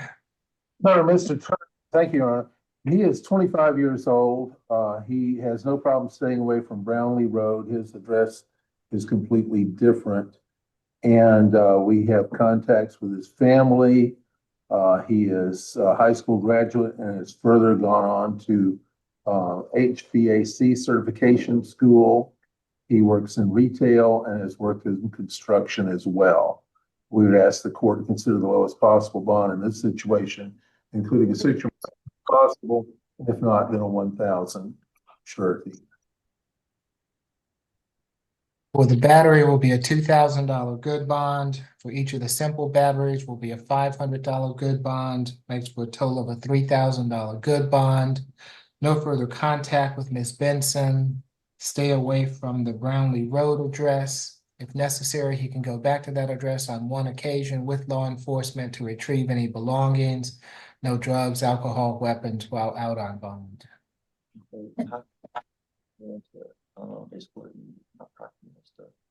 Yeah, you call him, please. Oh, I just called him myself. Next is position 37, Mr. Willifer.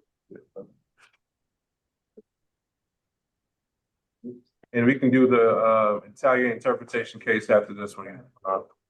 Okay, thank you. Good afternoon, Mr. Willifer. You have been charged in case 25 CR 004877H with battery family violence, 2 counts of battery, simple battery family violence, and 2 counts of simple battery. Is there a history, Ms. Hardy? The last arrest was April 5th, 2022 out of Memphis, Tennessee for a probation violation. There are 12 arrests out of Tennessee and Missouri. Nothing further to report. Mr. Srocco? Thank you, Your Honor. So this incident took place, this was August 16th of this year at 2174 Boulevard, Grenada, Southwest Atlanta, is the address. Law enforcement had responded there in reference to a dispute. Upon arrival, was met by bystanders who directed him down the street, where he heard screaming, saw a vehicle that had rolled into a nearby light pole. Officer made contact with the victim, Latara Harris, who explained the defendant, her current boyfriend of 3 years, who lives with her, presumably at that location there. She explained that he was in a dispute with her and her family. She stated that she was struck in the face by the defendant due to a dispute over placement of vehicles in an Airbnb driveway. I'm not sure if that's the 2174 or not. Became physical further when I want to make sure this is not a juvenile. I'm not sure if we have information on that, but it's one of the other victims here. Goes by the initials JB. It's Miss Harris's niece and Miss Lakita Bevel, Miss Harris's sister. They tried to stop the altercation and they were hit and thrown across the front yard and the roadway. All of them, all the victims were disheveled and they had hair removed from their heads. The excuse me. There was a Miss Bernie's boyfriend witnessed the incident. His name is Trayvon Harrison, and the altercation between all the parties. The defendant ultimately returned to the scene and stated he was in an argument with Miss Harris, but claims he was jumped by all the parties referenced. He stated that he was hit in the back of the head. Officer observed no visible injuries on him. They did see a drop. He did see drops of blood on the defendant's shirt, but he claimed it wasn't his. And Mr. Harrison stated that all parties had been drinking earlier in the night, celebrating a birthday. So it appears there was some drinking involved. Yeah, and there were injuries on the victims that were observed here. State's recommendation is, given the sort of breadth of this incident and all the parties involved, is a 4,500 surety, 4,500, 1,000 for each battery, family violence, and battery, and then 500 for each simple battery, family violence, and simple battery for the defendant to enroll in and complete FFIB. Have no further contact with Latara Harris, Lakita Beville, Bevelle, and the individual by the initials of JB involved here. I can message the court in the chat regarding that individual's name. Stay away from that incident location, 2174 Boulevard, Grenada, Southwest Atlanta, and no drugs, weapons, or alcohol while out on bond. We do want to sound for the victims in this case at this time. Ms. Harris or Ms. Bevel are on the line and wish to address the court. Now's your opportunity. So, Mr. McLean. Thank you, Your Honor. He's 46 years old. Mr. Willifer is a high school graduate. He does counseling and rehab for other people. He helps the community in that way with the counseling and works with youth. Your Honor, we would ask the court to consider the lowest possible bond here. The stay away would not be a problem at all. And we would ask the court to consider the lowest possible bond, including a signature bond if that is possible, but a $1,200 surety if it is not. For each charge will be a $500 good bond, makes for a total of a $3,000 good bond. No further contact with the alleged victims. Stay away from the incident location. No drugs, alcohol, weapons while out on bond. Good luck to you, sir. Next is 15, Mr. Marcus.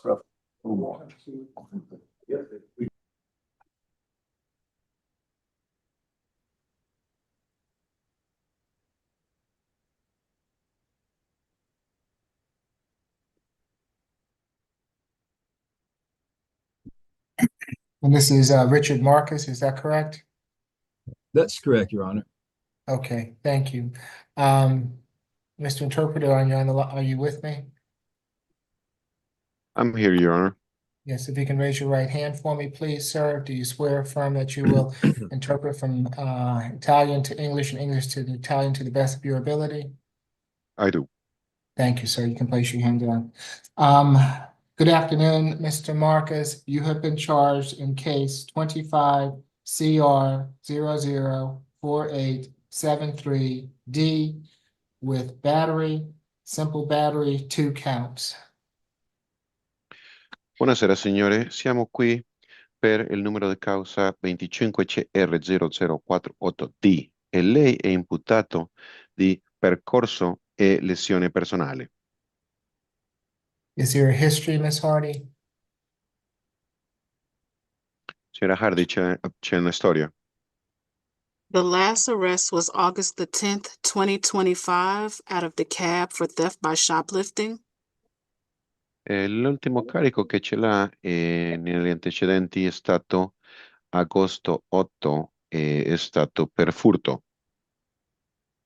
There's a total of 9 arrest cycles with arrests out of Georgia, California, Nevada, and Oregon. Ci sono in totale 9 carici per essere stato arrestato sia a Georgia, California e Nevada. Nothing further to report. Niente di più. Ms. Falk? Your Honor, I also showed a 2020 non-immigrant overstay arrest from New Mexico.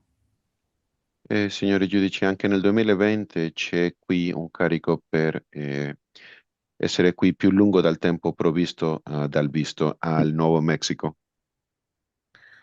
On August 15th of 2025, officers spoke with Miss Mayri Solis Morales, who worked as a restaurant manager at Alta Toro at 333 Peachtree Place in Atlanta.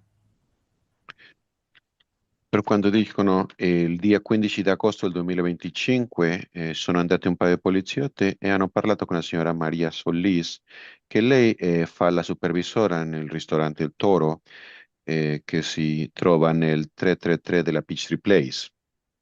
Ms. Morales stated that the defendant was observed sitting on the stairs and she asked him to relocate to another location, but he would not move. Per quanto ha detto la signora Morales, l'imputato era seduto sulle scale e gli hanno chiesto di andare via, ma lui non voleva andare via.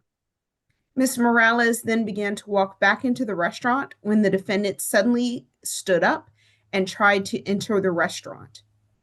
La signora Morales è andato in piedi intorno dentro il ristorante quando l'imputato si è preso e ha cercato di andare entro il ristorante. While doing so, the defendant pushed Ms. Morales against the wall and placed his left arm around her neck, leaving a scratch on her neck. Quando ha cercato di fare questo, il signore ha spinto alla signorina Morales e con la braccia sinistra le ha lasciato un marchio nel collo. A security guard walking past had to literally pull the defendant off of Ms. Morales. C'è stato un guardia che andava per lì e ha dovuto prendere all'imputato per liberare la signora Morales. Video surveillance footage watched by the officers also caught the interaction and showed the defendant push Ms. Morales against the wall and place his arm around her arm against her neck. C'è stato anche il video di sorveglianza quando si è riguardato, si può vedere l'imputato che ha spinto alla signora e col braccio sinistro lo ha pressionato sul collo di lei. We spoke with Ms. Morales and she stated she does not know the defendant. Abbiamo parlato con la signora Morales e lei ha detto che non conosce all'imputato. And she did confirm that she had asked him to leave from in front of the location and the defendant pushed her very hard. E lei ci ha raccontato che aveva chiesto l'imputato di andarsene via, ma lui non voleva e l'ha spinto con molta forza. Ms. Morales stated she thanks God that the security guard was there because she doesn't know what he would have done. La signora Morales ringrazia Dio che c'era questo guardia di sicurezza perché se no non sa come avrebbe finito questo. Ms. Morales wants the defendant to have no contact with her, to stay away from her, and to stay away from Alta Toro and all of the restaurants in that restaurant block, the 300 block of Peachtree Place. La signora vuole che l'imputato non ha nessun tipo di contatto con lei e deve essere lontano dal ristorante Alta Toro, ma anche tutti i ristoranti in quel blocco che è nel blocco 300. Given that the defendant is a multi-state offender with arrests in 4 different states, Siccome questo imputato ha dei carichi penali in 4 diversi stati, given the fact the defendant is currently residentially challenged and does not have sufficient ties to this community, anche il signore non è che ha una residenza stabile e neanche un lavoro, and given the fact that he attacked a perfect stranger with no provocation, anche il fatto che è andato su una sconosciuta senza provocazione, we are very concerned that this defendant is a risk of reoffense and likely will not return to court when called. perciò noi abbiamo paura che lui non tornerà in tribunale e sicuramente farà questo di nuovo. We are also concerned that the defendant is a danger to the community since he did not know Ms. Morales when he attacked her and had no reason to attack her. Anche questo signore è un pericolo per tutta la comunità perché lui è andato sopra una signora talmente sconosciuta e senza ragione. The state's recommendation is a $5,000 surety bond. Il pubblico ministero chiede una cauzione di $5.000, $3,000 on the battery and $1,000 on each simple battery. 3.000 per il percorso e altri 1.000 per la lesione personale. No further contact with Mayrie Solis Morales. Non può avere nessun tipo di contatto con Marie Soles Morales. Stay away from the 300 block of Peachtree Place Northeast in Atlanta and Alta Toro Restaurant. Deve essere lontano dall'indirizzo di 300 Peachtree Place Northeast da tutti i ristoranti lì, ma soprattutto di Alta Toro. No alcohol, drugs, or weapons, and a social worker visit if we can facilitate one with a translator. Non può avere, non può ingestire droghe, alcol, non può avere degli armi e possibilmente fare una visita con una persona che lavora con la società. Sì, si può trovare anche l'interprete. We would like to sound for Mayrie Solis Morales, and that's all for the state. Vorrei sentire anche Marisoles Morales e c'è niente da più del pubblico ministero. Ms. Morales, if you would like to address the court, now is your opportunity to do so. Need for you to raise your right hand for me, please, ma'am. Judge. Yes, do you swear or affirm the testimony you're about to give before this court will be the truth, the whole truth, and nothing but the truth? Say it again for me. I do. Okay, you can place your hand down. Yes, ma'am. What would you like to tell the court? When he came up, he was standing on private property, and I was trying to get him to just step away to public property because he was in the way of guests entering. And this is where he was never aggressive. We never heard an argument. He was very calm, but somewhere where he wanted to come into the restaurant is where he became aggressive. I'm not give sure. give the interpreter a moment to interpret sorry. that. No, Thank you're you. fine. Va bene, allora quando ho trovato questo imputato, lui stavamo in un bene pubblico e semplicemente io volevo sapere cosa faceva lì e se ne poteva andare via. You can continue, man. He became really aggressive when he wanted to come into the restaurant. I was already standing in between the doorway, so there was nowhere for me to go, and that's where he just shoved me, and I submitted all the camera footage of that. Lui quando ha voleva entrare entro il ristorante, è diventato molto arrabbiato e io ero proprio in mezzo della porta e quando lui è diventato un aggressore e ho comparso tutti i video con lei. After the incident took place, the security guard was there to assist me. Again, I don't know what would have happened if he wasn't there. The cops took a very long time to get there. E dopo questo incidente sono molto ringraziata che c'era questo guardia lì vicino, perché se no non so cosa avrebbe successo e la polizia si è messo tanto per arrivare. After the incident took place, I was terrified and I was shaken up for about 2 hours. I could not stop crying. I guess I'll stop there for now. Anche 2 ore dopo questo incidente io ero molto convulsa, non potevo fermarmi, stavo a piangere. For the last 3 nights, I've been sleeping and I wake up like being jolted. I just feel the push again happening from when the incident took place. So it's definitely, I'm definitely afraid of this person coming around and being around the community. Per le ultime 3 notti vado a letto e non posso dormire bene.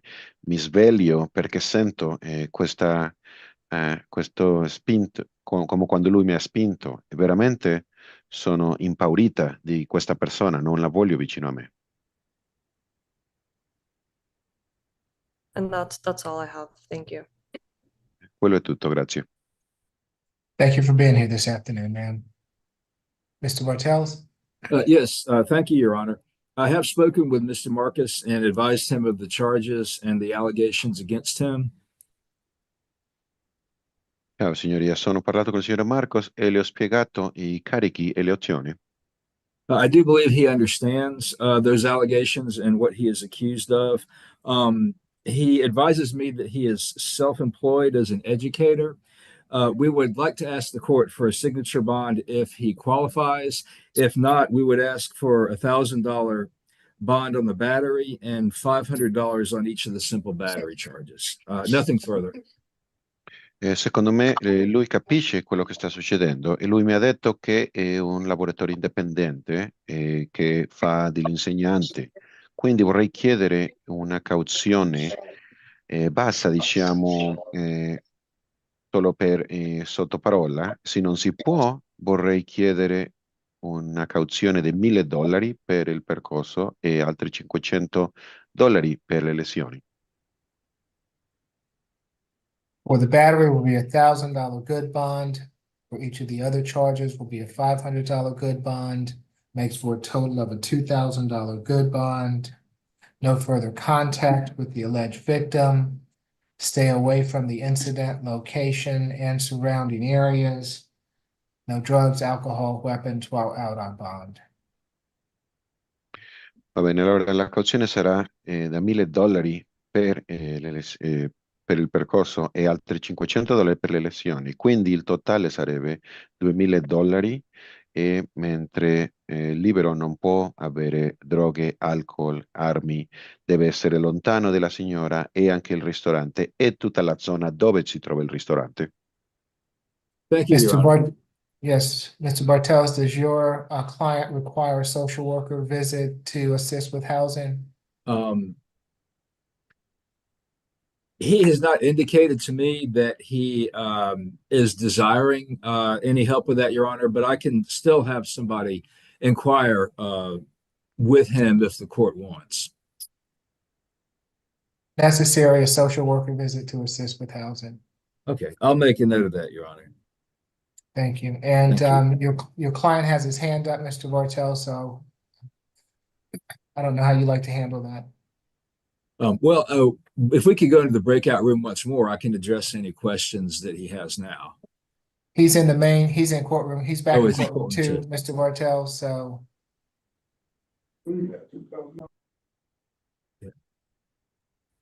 Sir, what does your question regard? Qual è la vostra domanda? Della discriminazione che ho sentito della persona che ho visto lì, ho fermato per fare aiuto umanitario per salvare la vita delle persone vittime del fuoco in California e anche in America del Sud, in California.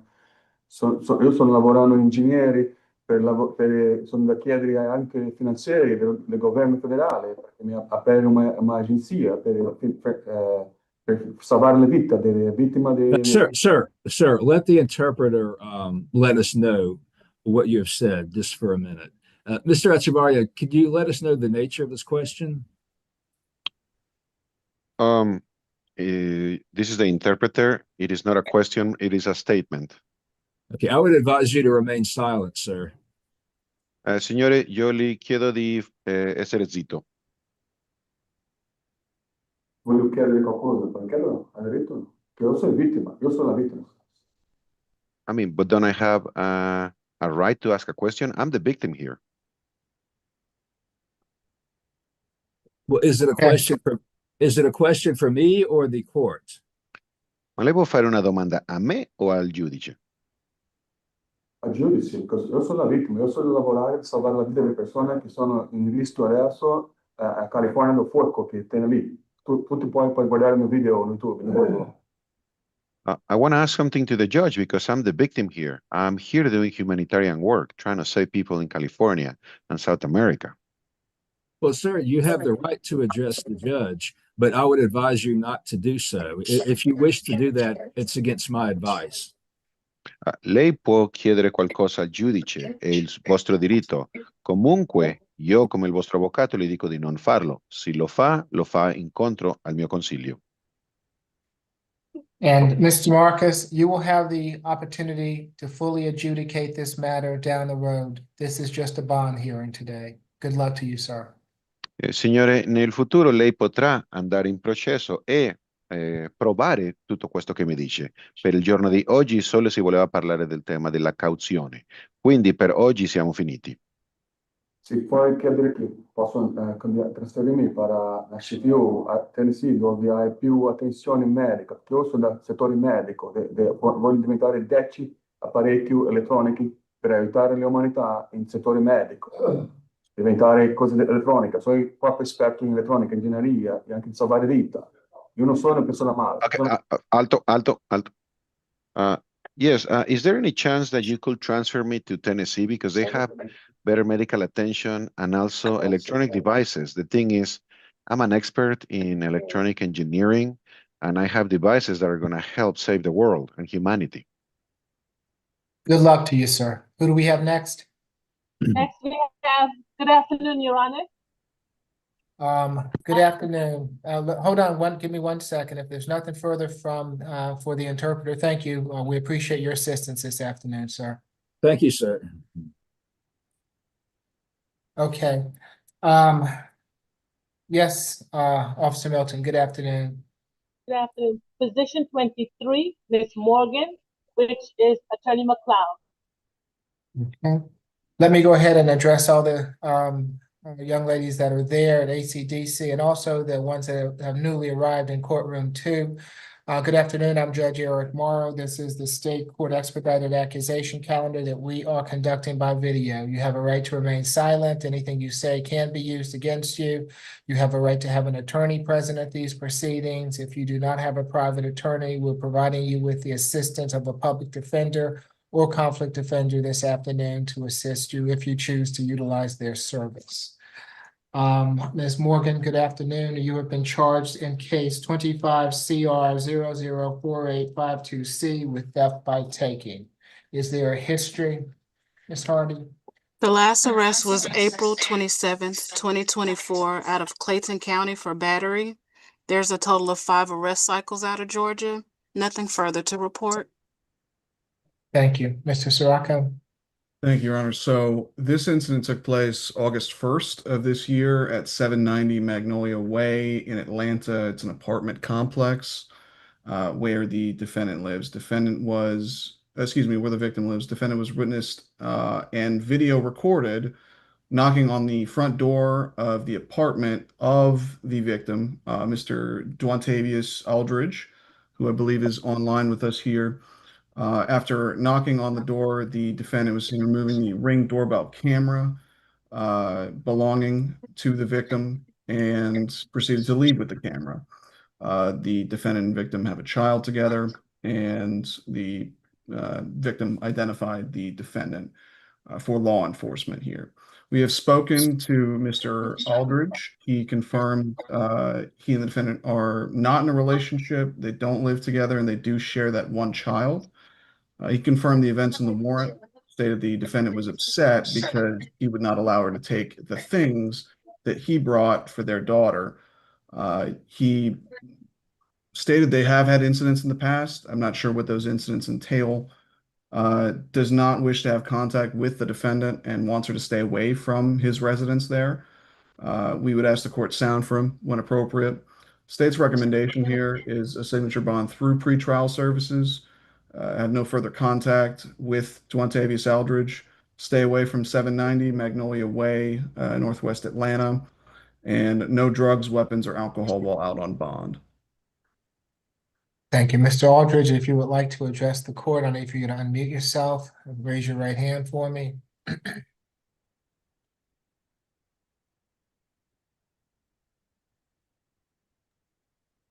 Yes. Okay, My you have to hand's become- right. Okay, I believe it's the other hand, Mr. Aldridge.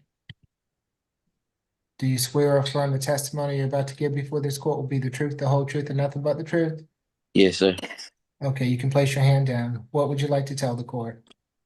I just want her to stay away from me. I don't think she should be incarcerated because she does have my daughter, and she has to take care of her. But I just want her to stay away from me, and I think she needs like some anger management classes or something like that.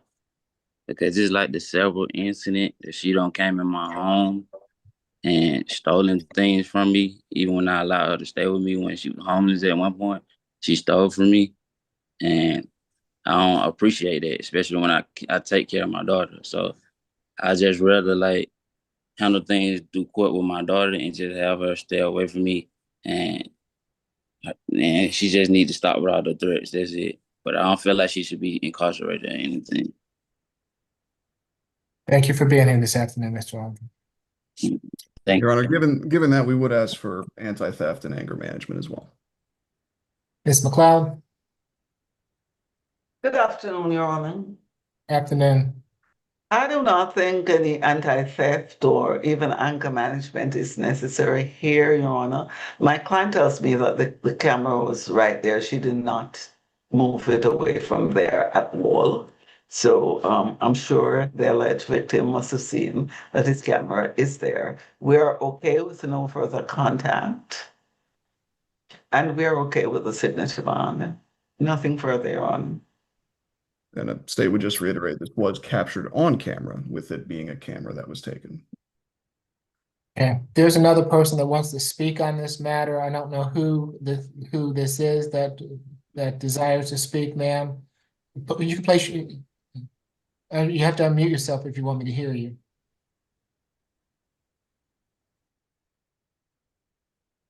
Hello, how you doing, Your Honor? Yes, I'm doing fine, ma'am. What's your name? My name is Valexius Wright. I'm the sister of Jasmine Morgan.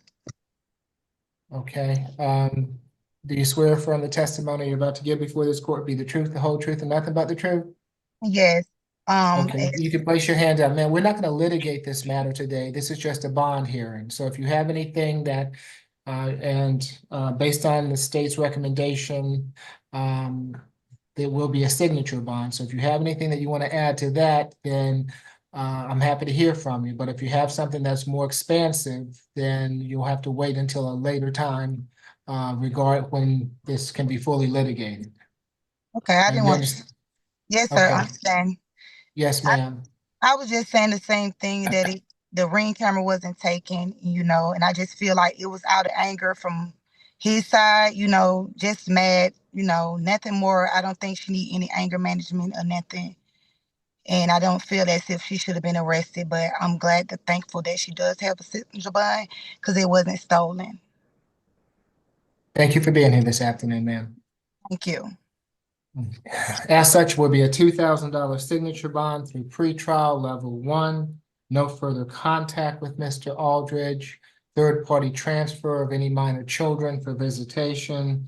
no drugs, alcohol, weapons while out on bond. Good luck to you all. Thank you, Your Honor.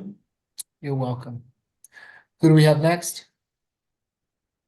Next is position 11.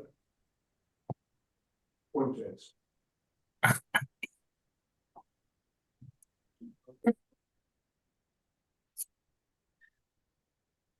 Good afternoon, Mr. Fuentes.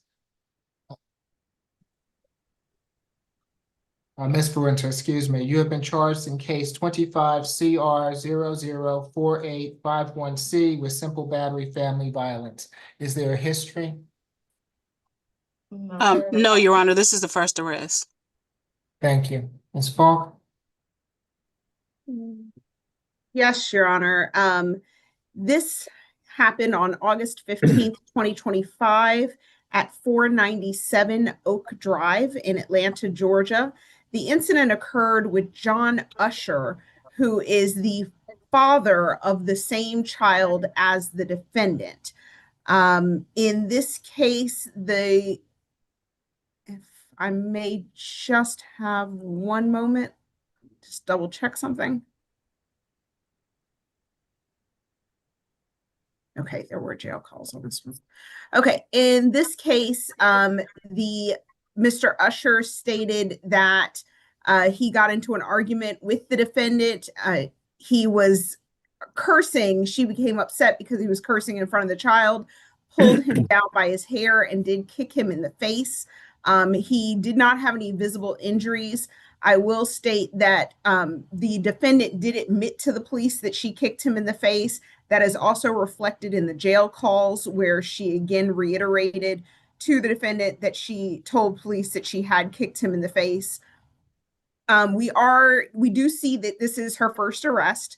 We are agreeable to a signature bond through pretrial services, level 1. We did have an opportunity to speak with Mr. Usher, and he stated that the two of them are in a relationship. They share 3 children. They live at that location. He confirmed the events. He stated he called the police because he wanted the defendant to leave, and nothing like that has ever happened before, and he is not in fear of her and does want contact. We are asking for a no further violent contact with Mr. John Usher at this time. Stay away from 497 Oak Drive Southeast in Atlanta. No alcohol, drugs, or weapons. We're also going to ask for one-day anger awareness. We would at this time like to sound for Mr. John Usher, and that's all for the state.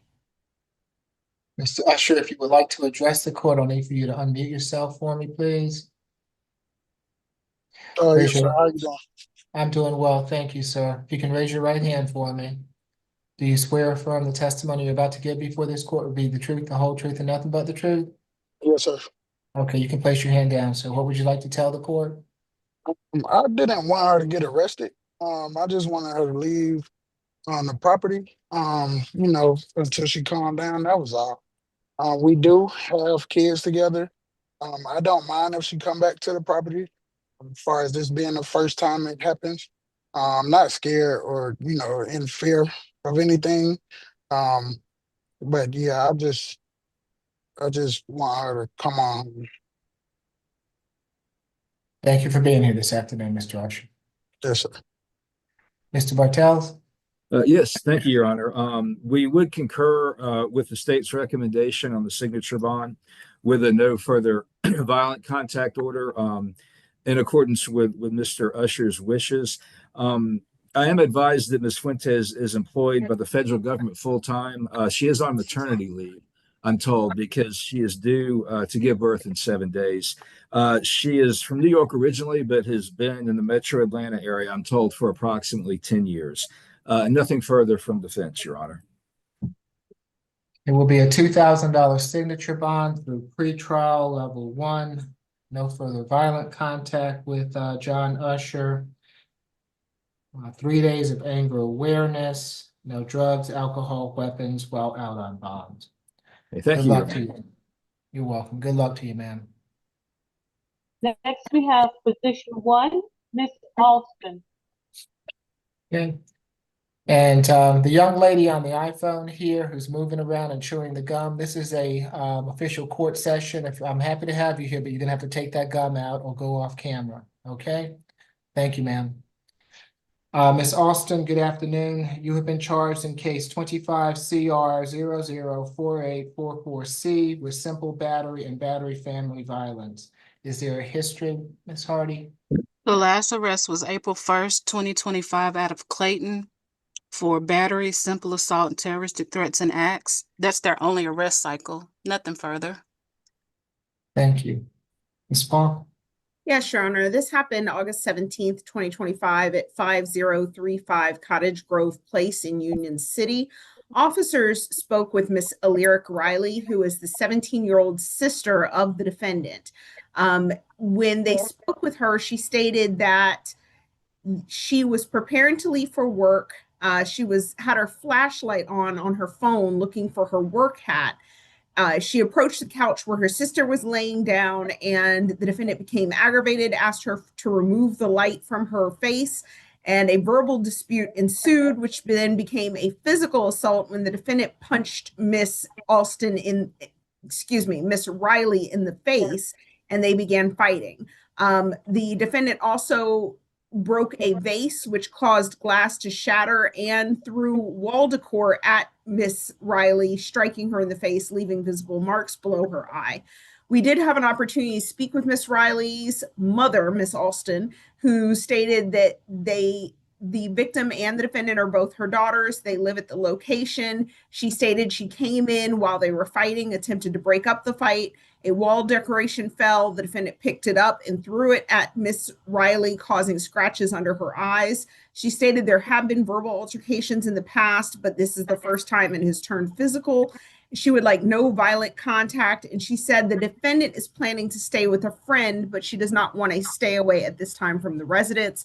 Miss Alston will be here on Zoom. We did have an opportunity to listen to the jail calls where the defendant did admit to throwing something during the incident, and her mother informed her that she needs to stop putting her hands on people and destroying objects.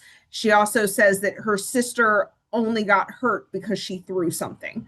We are agreeable to a signature bond through pretrial services level 1, no further violent contact with Allyric Riley, no alcohol, drugs, or weapons, no firearms, and we all are going to ask for 3 days anger awareness. That's all for the state. We would like to sound for Ms. Tasha Alston at this time. Ms. Alston wishes to address the court. Opportunity.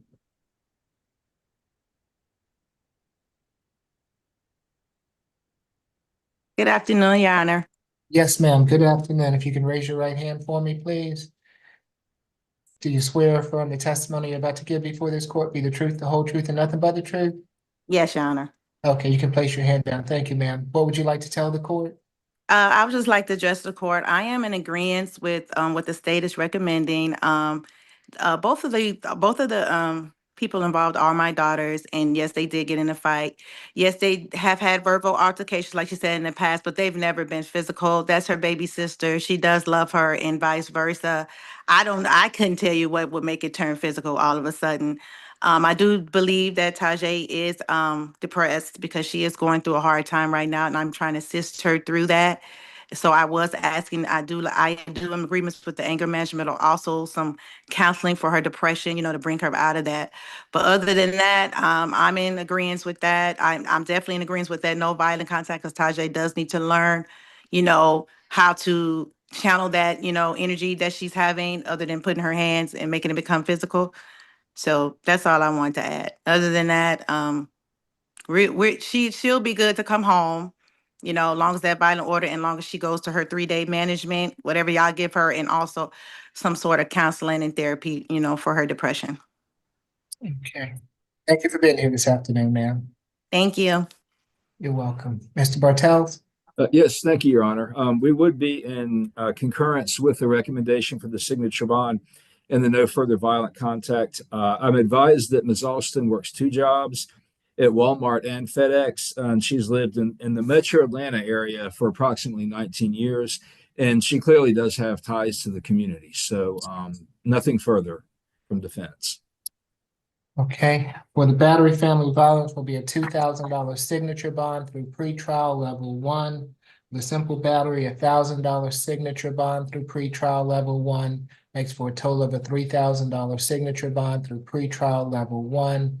5 days of anger awareness, no further violent contact with the alleged victim, no drugs, alcohol, weapons while out on bond. Thank you, Your Honor. You're welcome. Good luck to you all. Thank you. You're welcome. I was made aware that we have the Spanish interpreter on the line.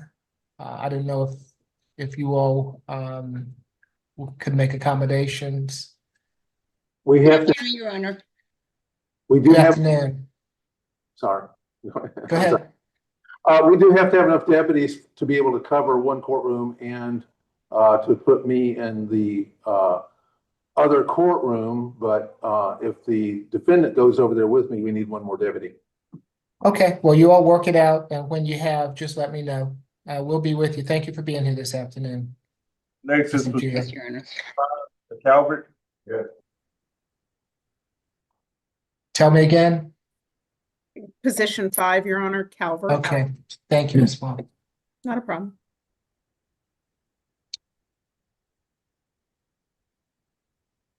Good afternoon, Mr. Calvert. You have been charged in case 25 CR 004848B with criminal trespass and one other misdemeanor offense. Is there a history, Ms. Hardy? The last arrest was April 20th, 2019, out of Fulton County for criminal trespass. That did result in a misdemeanor conviction. There's 3 total arrest cycles out of Georgia. Nothing further to report. Thank you. Ms. Paul?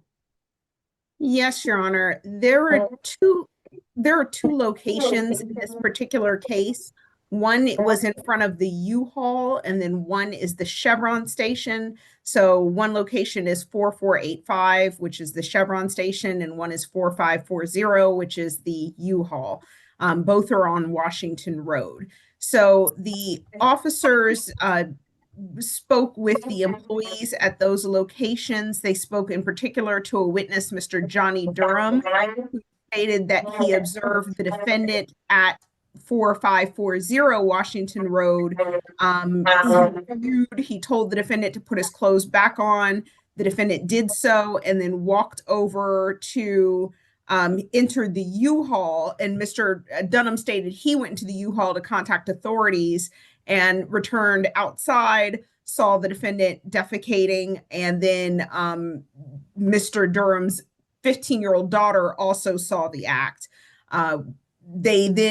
The defendant then went over to the location of the Chevron, where he was then arrested for criminally trespassing at that location. He had been previously trespassed on November 25th, 2024, and was told not to return to that location, but he did by going over there after he left the location in front of the U-Haul.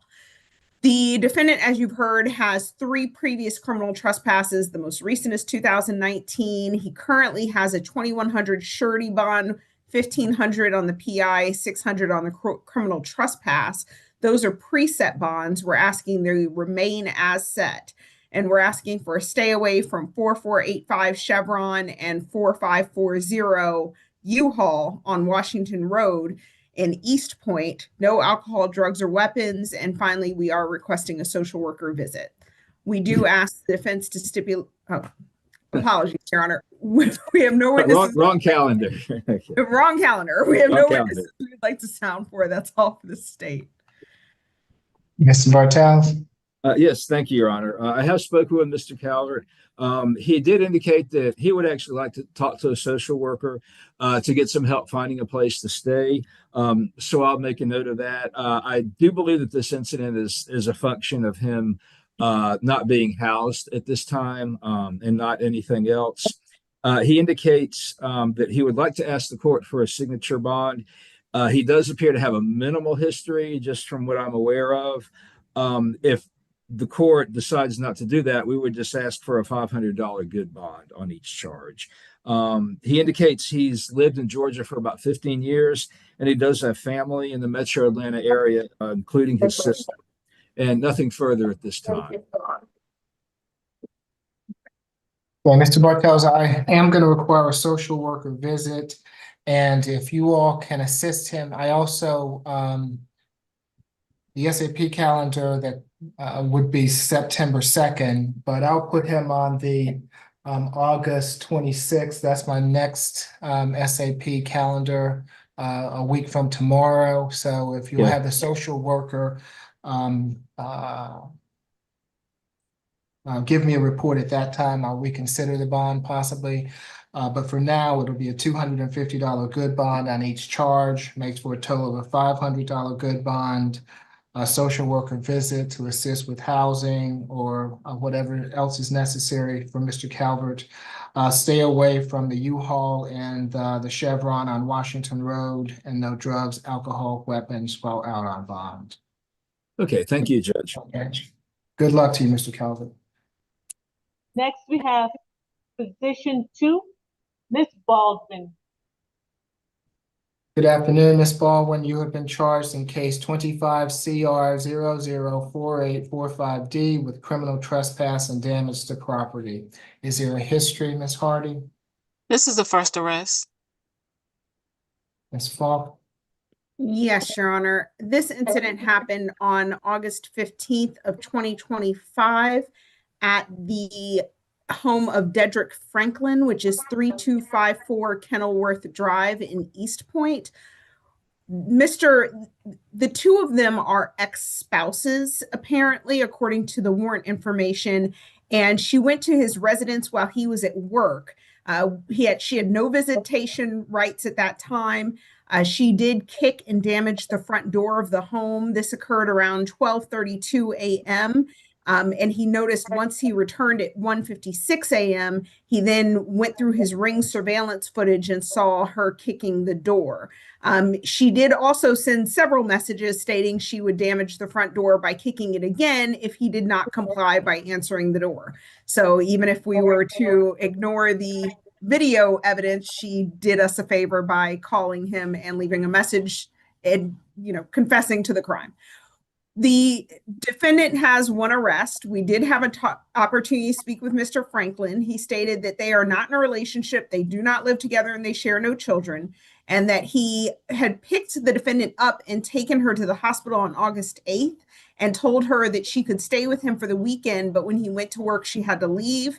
He stated that the defendant returned to the residence while he was at work and kicked the door, but he's already fixed the door. And he also stated he is okay with no violent contact, but wants her to stay away from the residence, and he will be here on the Zoom, so we would like to sound for him.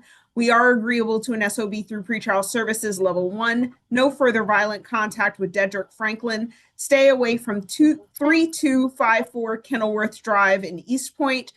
1 day of anger awareness and no alcohol, drugs, or weapons at this time. We would like to sound for Mr. Dedrick Franklin. That's all for the state. Mr. Franklin, I see you on the line. If you would like to address the court, now is your opportunity. I'll need for you to unmute yourself if you choose to speak, and raise your right hand for me.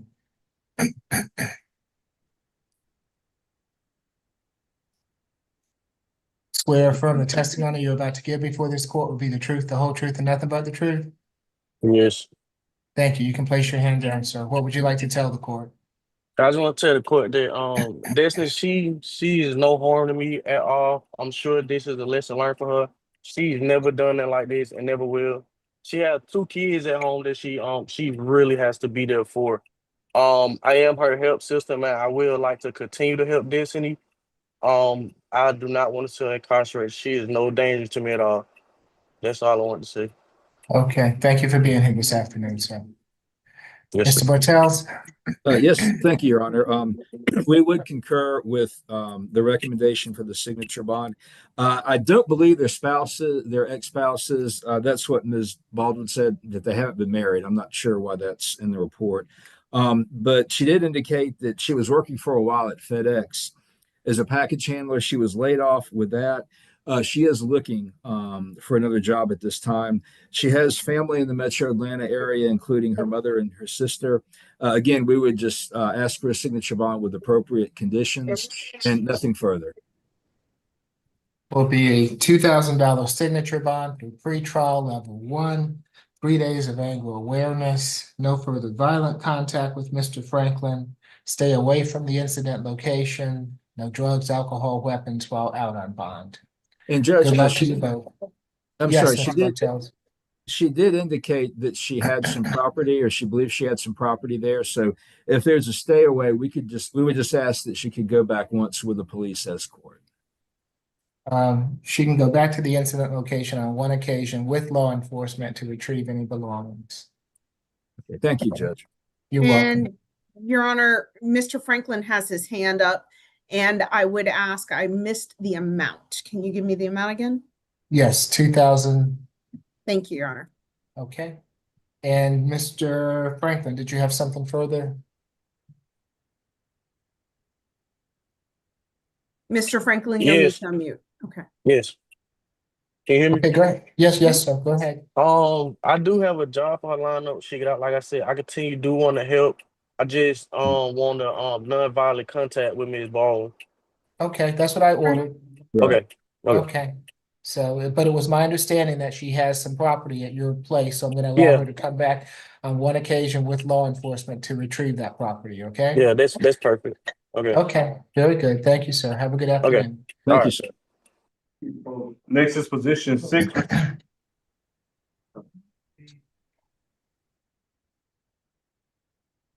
Good afternoon, Mr. Carmichael. You have been charged in case 25 CR 004849G with criminal trespass. Is there a history, Ms. Hardy? The last arrest was May 12th, 2004, out of Dillon, South Carolina, for driving without a license. There's 3 total arrest cycles out of South Carolina. There was a 2009 felony conviction for burglary. Nothing further. Thank you, Ms. Falk. Yes, Your Honor. This happened at the Metropolis, the parking lot of Metropolis, to be specific, at 90 Ellis Street, Northeast in Atlanta on August 16th of 2025. Officers saw the defendant come into the parking deck. They were aware that he was previously criminally trespassed from that location. The officer made contact with him because he is the person that criminally trespassed him from that location previously, and placed the defendant under arrest. The state's recommendation is a pretrial services bond on level 1, stay away from the Metropolis at 90 Ellis Street in Atlanta, no alcohol, drugs, or weapons, and we are going to ask for a social worker visit as well. That's all for the state. Any objection to any of that, Mr. Bartel? I'm sorry, Your Honor. Said any objection to any of the state's requests? No, Your Honor, no objection. Thank you. Okay. As such, it will be $1,000 signature bond through pretrial level 1. Stay away from the Metropolis on Ellis Street. A social worker visit to assist with housing. No drugs, alcohol, weapons, if I didn't say that already, while out on bond. Good luck to you, Mr. Carmichael. Thank you, Judge. Next, we have position number 3, Ms. Bracken. Good afternoon, Ms. Brackens. You've been charged in case 25 CR 004846E with criminal trespass. Is there a history, Ms. Hardy? The last arrest was July 21st, 2024, out of Fulton County for battery. That case was null pros. They have 27 total arrest cycles in Georgia. 2 felony convictions outside the last 10-year period. There is a 2016 felony obstruction conviction. Nothing further. Thank you, Ms. Funk. Yes, Your Honor. Ms. Brackens also has a conviction under 24 CR 001796Y. That was a criminal trespass from Quick Trip, and she does not appear to be currently on probation for that offense. This incident happened at the Chevron at 4485 Washington Road in East Point. The defendant was at that location, had been criminally trespassed, and had gone back to that location after being given a criminal trespass warning on the 12th of August, 4 days previous. There is a $1,000 surety bond. We're asking that it remain as set. Stay away from the Chevron at 4485 Washington Road in East Point, and we are requesting no alcohol, drugs, or weapons, and a social worker visit. That's all for the state. Yes, thank you, Your Honor. I have spoken with Ms. Brackens. She has indicated that she'd like to ask for a signature bond if she qualifies. If she does not qualify, we would ask for a $500 good bond. She does have a disability, Your Honor, and I do think a social worker visit would be helpful as well. So I would concur with that. And nothing further right now. So she is residentially challenged, Mr. Bartels? She has a place to live, Your Honor, but it's not real stable. And I think with that and other services, she would benefit from a social worker visit.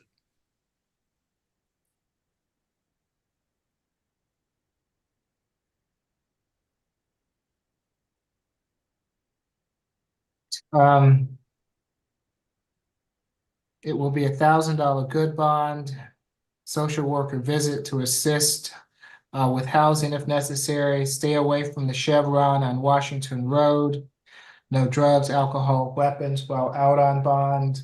And I'll also place her on that August 26th SAP calendar, Mr. Bartels. Okay, thank you, Judge. Good luck to you, Ms. Brackens. Next is position 7, Mr. Chapman.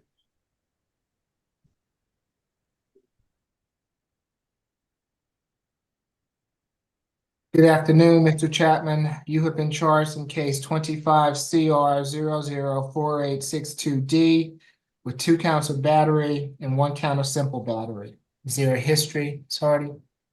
The last arrest was January 12th, 2019 out of Fulton for a DUI. That's the only arrest cycle, nothing further. Well, Yes, Your Honor. This happened August 17th, 2025 at 655 Meade Street Southeast. Officers spoke with Mr. James Yates Jr., who stated that the defendant, who was his boyfriend at the time, punched him in the face with a closed fist, causing bruising to his left eye and lacerations to his face and neck, which were observed by the officers. He stated that he had seen the defendant at a bar. They were in a verbal altercation. They then went back to 655 Meade Street where the defendant lived so that Mr. Yates could get his items from the residence. And he stated that when that happened, that's when the attack occurred. Mr. Joshua Smith, who was a witness in this case, stated he did hear arguing and saw the individuals pushing each other, but did not see the actual striking occur. However, based on the injuries to Mr. Yates, as well as his statement, the officers did place the defendant under arrest. We will say we spoke with the Mr. James Yates Jr. He stated that he and the defendant had been dating for 2 months, and this is the first incident of violence. They do not live together. He is not afraid of the defendant. He does not want to stay away. And he did state the defendant has anger management problems and he needs to get help for his anger. We are agreeable to an SOB through pretrial services level 1, since this is only his second arrest. And that 2019 DUI, I'm not showing a disposition on. No further violent contact with James Yates Jr., no alcohol, drugs, or weapons, no firearms, and 3 days of anger awareness. We would at this time like to sound for Mr. James Yates Jr., and that's all for the state. Mr. Yates, if you'd like to address the court, I'll need for you to raise your right hand for me. Do you swear or affirm the testimony you're about to give before this court will be the truth, the whole truth, and nothing but the truth?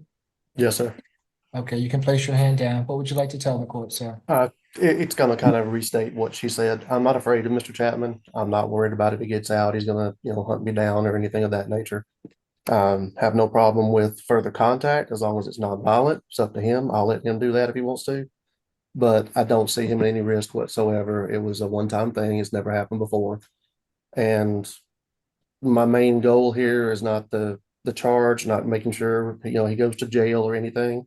What I want out of this is for him to get anger management counseling. Thank you for being here this afternoon, Mr. Yates. Yes, Mr. Bartels. Yes, thank you, Your Honor. We would also concur with the recommendation for the signature bond and the no further violent contact. I am advised that Mr. Chapman has been in Atlanta for about 9 years, and he works full-time as a veterinary assistant at In-Town Animal Hospital, and nothing further at this time from defense. Okay. For each of the batteries will be a $2,000 signature bond through pretrial level 1. For the simple battery, $1,000 signature bond through pretrial level 1 makes for a total of a $5,000 signature bond through pretrial level 1. 5 days of anger awareness, no further violent contact with Mr. Yates, no drugs, alcohol, weapons while out on bond. Good luck to you both. You're welcome. Next is position 13, Miss Glover. Good afternoon, Ms. Glover. You have been charged in case 25 CR 004875J with 2 counts of battery and 2 counts of simple battery. Is there a history, Ms. Hardy? The last arrest was April 11th, 2023 out of Fulton County for aggravated assault, possession of a firearm, and hijacking a motor vehicle.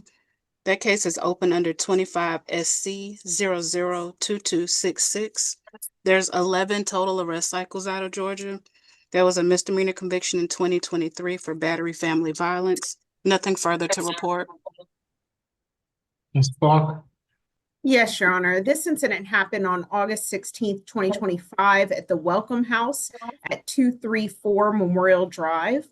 The officer spoke with Miss Elaine Thomas, who stated she was assaulted by the defendant when she went to retrieve her bag from the defendant who had stolen her bag previously. She stated that after she retrieved her bag from the defendant, she got into an argument with her, and the defendant began striking her repeatedly with closed fists to her head.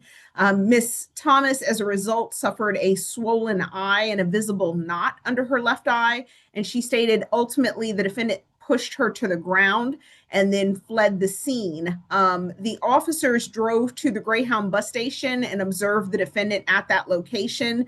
They spoke with the defendant. She stated that they were arguing. She did concede that she and Miss Thomas were arguing, and she first denied assaulting Miss Thomas, but then when they asked what truly happened, she stated Miss Thomas fell on her own. There were 2 witnesses as well at that location who did state that they observed that the defendant stealing Miss Thomas's bag, which was the reason for the argument starting in the first place, and the witness stated she witnessed the defendant assaulting Miss Thomas and hitting her with a flurry of closed fist strikes to the head and then pushing her to the ground. Based on that, the officers did place the defendant under arrest. I will say that the defendant has, I was showing 13 cycles, including an FTA on April 11th of 2023 and August 16th of 2025. The second FTA, which she's currently in custody for, stems from that armed robbery, hijacking a motor vehicle, aggravated assault, and possession of a firearm and battery case under 25 SC 002266. She also does have that family violence battery conviction under 20 CR 000519Y. We are asking for a $9,000 surety bond, $3,000 per battery, $1,500 per simple battery. No further contact with Elaine Thomas. Stay away from the Welcome House located at 234 Memorial Drive Southwest in Atlanta. 8 weeks of anger management, no alcohol, drugs, or weapons, and no firearms. Your Honor, the reason we're asking for a surety bond on this case is twofold. One, the defendant has 2 FTAs in the last 2 years, including one on an armed robbery, hijacking a motor vehicle, aggravated assault case. So if she FTA'd on that case, we don't stand a chance that she is going to show up on our misdemeanor offense. And the second reason is due to a history of violence, including that family violence battery in the last 5 years. And lastly, the fact that she assaulted another resident at this location after stealing her property, allegedly, is a cause for concern. And again, this was witnessed by another individual, by 2 other individuals actually, who did concur with Ms. Thomas's statement that she was attacked after the defendant had stolen her property. We would like to sound for Ms. Elaine Thomas at this time, and that's all for the state. Thomas is on the line and wishes to address the court. Sure, opportunity. Doesn't appear so. Mr. Bartels? Yes, thank you, Your Honor. I have spoken with Ms. Glover. Just to clarify, she indicates that this incident, it did happen on Memorial Drive, but it was not actually at the Welcome House. The incident was across the street. She indicated that she was defending herself and that Ms. Thomas was the primary aggressor in this instance.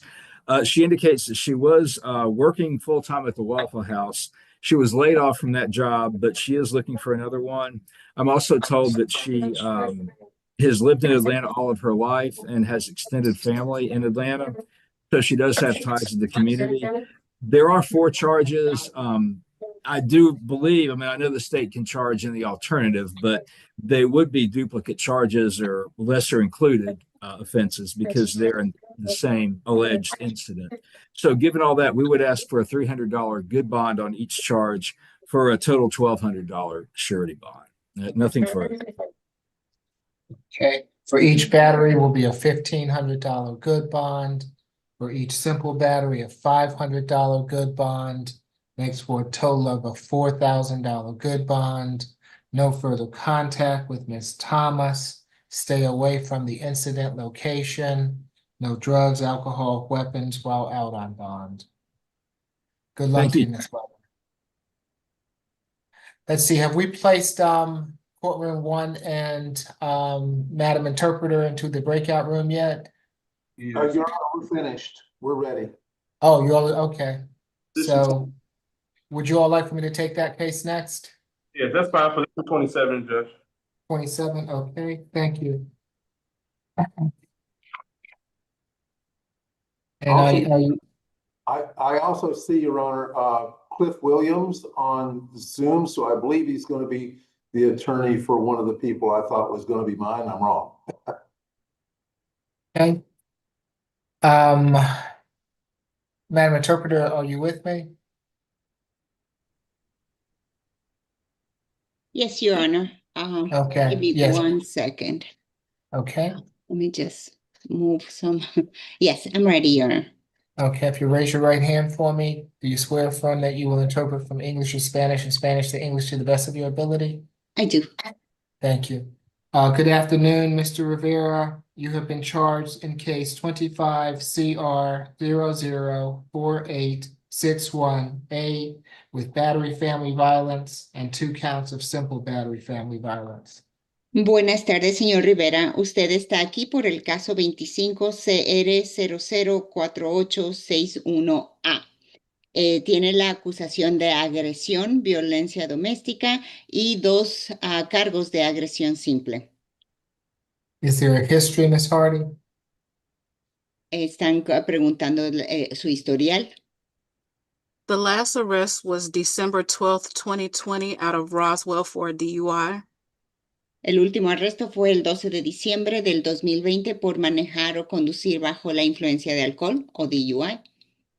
There's 3 total arrest cycles. Hay 3 ciclos de arresto en total. Nothing further to report. Y eso es todo, no hay nada más para reportar. Mr. Soraka? Thank you, Your Honor. This incident took place August 16th of this year at 1472 Raintree Drive in Roswell, an apartment complex. Ahora es el turno del fiscal que indica que el 16 de agosto que ocurrió este incidente en la dirección del 1472 Raintree Drive en Roswell, Georgia. Law enforcement responded to a physical domestic call at the location and upon arrival made contact with one of the victims here, Miss Glenda Alvarez. Vino la policía y tuvieron contacto con una de las víctimas, la señora Glenda Álvarez.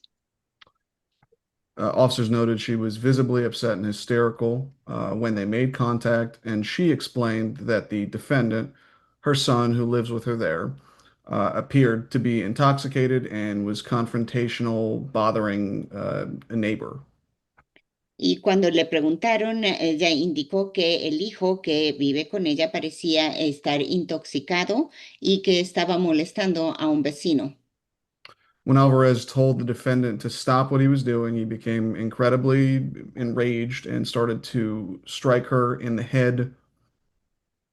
Cuando la señora Álvarez le dijo al acusado que deje de hacer eso, él se irritó mucho, se portó agresivo y le golpeó en la cabeza. She stated she tried to get away from him and was extremely terrified of him. Ella dijo que ella intentó alejarse de él, pero estaba muy temerosa de él. A roommate and the second victim here, Antonio Aguzzi, tried to intervene, but Alvarez, witnessed the defendant, Alvarez witnessed the defendant start to hit Aguzzi in the head and the neck. La segunda víctima, Antonio Aguzzi, intentó intervenir, pero la señora Álvarez vio al acusado también pegarle al señor Aguzzi. Alvarez became scared and called 911. La señora Álvarez tuvo miedo, llamó al 911. The officer observed a quarter-sized lump on the left side of Alvarez's forehead where the defendant hit her. El agente de policía vio un chibolo, un golpe en la cabeza del tamaño de como de una moneda de 25 centavos en el lugar donde él le había golpeado. Aguzzi stated that he witnessed the defendant hit Alvarez multiple times, and when he said something to the defendant about it, that is when the defendant began to attack him in his bedroom, hitting him multiple times in the back of the head and his neck. Aguzzi indicó que el acusado había golpeado a la señora Álvarez múltiples veces y que cuando él le reclamó, entonces el acusado empezó a golpearle a él. Aguzzi stated he has lived with Alvarez and the defendant there for about 6 months and does not feel safe around the defendant. Aguzzi indica que él ha vivido con el señor Álvarez con la señora Álvarez y el acusado por más o menos 6 meses, que no se siente seguro ahí. The defendant appeared extremely intoxicated, as noted by the officer when the officer made contact with him. El acusado estaba extremadamente intoxicado. No, eso lo notó el agente de policía cuando el agente tuvo contacto con usted. A defendant claimed there was no physical altercation between anyone, and that there was an argument over money and that Alvarez wanted him to move out. El acusado indicó que no hubo ningún altercado ni pelea, sino un argumento más sobre dinero y que la señora Álvarez le pidió al acusado que se mudara. Based on the testimony and the injury observed, the officers placed the defendant under arrest. Basado en el testimonio y en las lesiones que los agentes de policía observaron, pusieron al acusado bajo arresto. We have spoken with the victim here, Your Honor. Well, the first one, Miss Glenda Alvarez, who does not speak English, and we spoke through the victim's husband acting as a translator. Hemos hablado con la víctima, Glenda Álvarez, quien no habla inglés, pero hemos hablado con ella por medio de la línea de víctimas que le ayudó a traducir. She denied that the defendant hit her and that she sustained a knot on her head, which, as stated, the officer explicitly observed. Ella niega que el acusado le golpeó y que no existe el golpe en la cabeza que el agente de policía observó. She stated she only called the police because the defendant was screaming, which is also contrary to the warrant here. Ella también les dijo que ella llamó a la policía nada más porque el acusado estaba solamente gritando, lo cual también es contrario a lo que la orden de arresto indica. She stated she is not in fear of the defendant and wants to continue contact, which is contrary to what she'd said on the 16th about trying to get away from him and being extremely terrified of him. Ella dijo que ella quiere seguir comunicación con el acusado y que no lo teme, lo cual es completamente opuesto a lo que ella indicó el 16. She expressed that she wants the defendant to return to the residence, which is also surprising given the defendant's own statements to officers about his mother wanting him to move out. Ella también indica que ella quiere que el acusado regrese a la casa, lo cual también es un poco difícil porque es opuesto a lo que el mismo acusado indicó el día del arresto, que la mamá quería que se mudara. We have not spoken to Mr. Antonio Aguzzi, but in any case, we would sound for both Glenda Alvarez and Antonio Aguzzi when appropriate. No nos hemos podido comunicar con el señor Aguzzi, pero podemos ver si es que están aquí en la llamada de Zoom, tanto la señora Álvarez como el señor Aguzzi. The state's recommendation here is a $3,000 surety, $2,000 on the battery family violence, and $500 for each simple battery family violence. La recomendación de la fiscalía es una fianza con fiador de $3,000 en total. Eso es $2,000 por la agresión y violencia doméstica familiar y $500 por cada cargo de agresión y violencia. The state is recommending the defendant enroll in the Family Violence Intervention Program. La fiscalía también recomienda que el acusado vaya a clases y curse el programa de violencia doméstica. That he undergo an alcohol drug evaluation and any treatment given his history and the circumstances of this incident. Dado el historial y las circunstancias de este incidente, que también el acusado debe hacerse una evaluación de drogas y alcohol y seguir cualquier tratamiento que sea dado por esa evaluación. At random screens as well for drug and alcohol. Y que se sujete a evaluaciones de alcohol sin previo aviso. No further contact with victims Glenda Alvarez and Antonio Aguzzi. Ningún contacto directo con las víctimas Glenda Álvarez y Antonio Aguzzi. And stay away from the apartment complex at 1472 Raintree Drive in Roswell. Y que se permanezca lejos del complejo de apartamentos en el 1472 Raintree Drive en Roswell.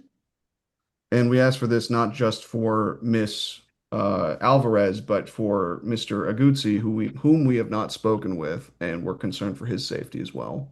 Y pedimos esto tanto para la señora Álvarez como para el señor Aguzzi, con quien no hemos podido hablar y tenemos preocupación de su seguridad. No drugs, weapons, or alcohol while out on bond, and if we could sound for Miss Alvarez and Mr. Aguzzi at this time.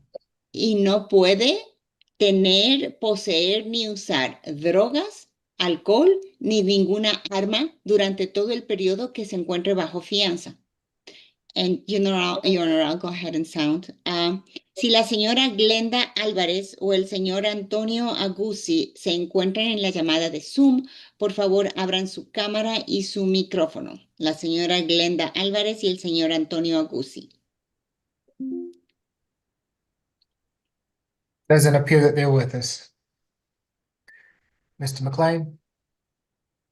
Thank you, Your Honor. Mr. Rivera is 31 years old, and he and I had a good discussion about the importance of paying attention to the detail of the court's order today.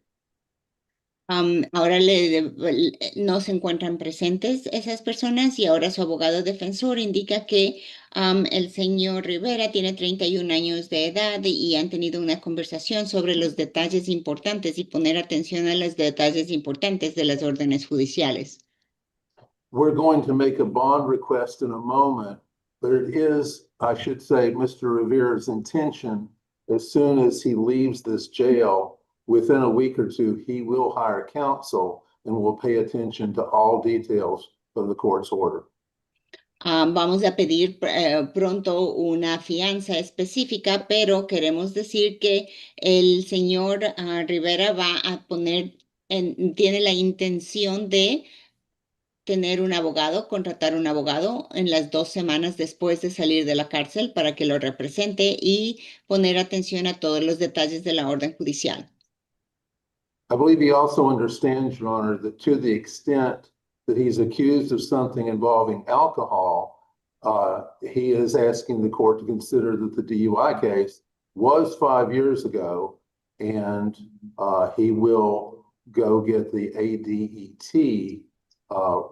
That is a good recommendation. I'm sorry, could you tell me what that stands for, please? Alcohol and drug evaluation, and if necessary, treatment. Thank you.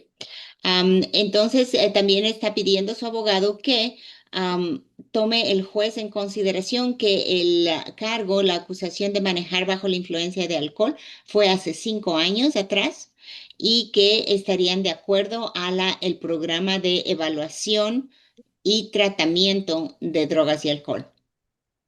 So it is part of my argument, Your Honor, that if the alcohol evaluation goes successfully and indicates the need for certain treatment or no need for treatment at all, either way, paying attention to that and carrying out the recommendations of any evaluation would perhaps obviate the need for, at this time, turning to family violence intervention programs.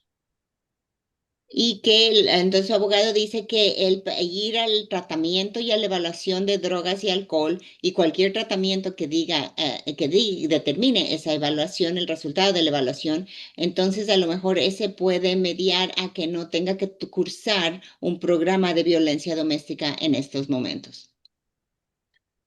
If I'm not mistaken, I believe he had a satisfactory result at the end of his DUI case from 2020.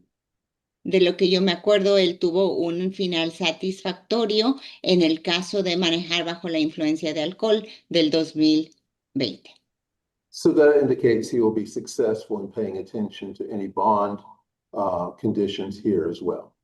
Eso quiere decir que él también va a tener éxito al poner atención a cualquier restricción que venga o en la orden judicial para la fianza.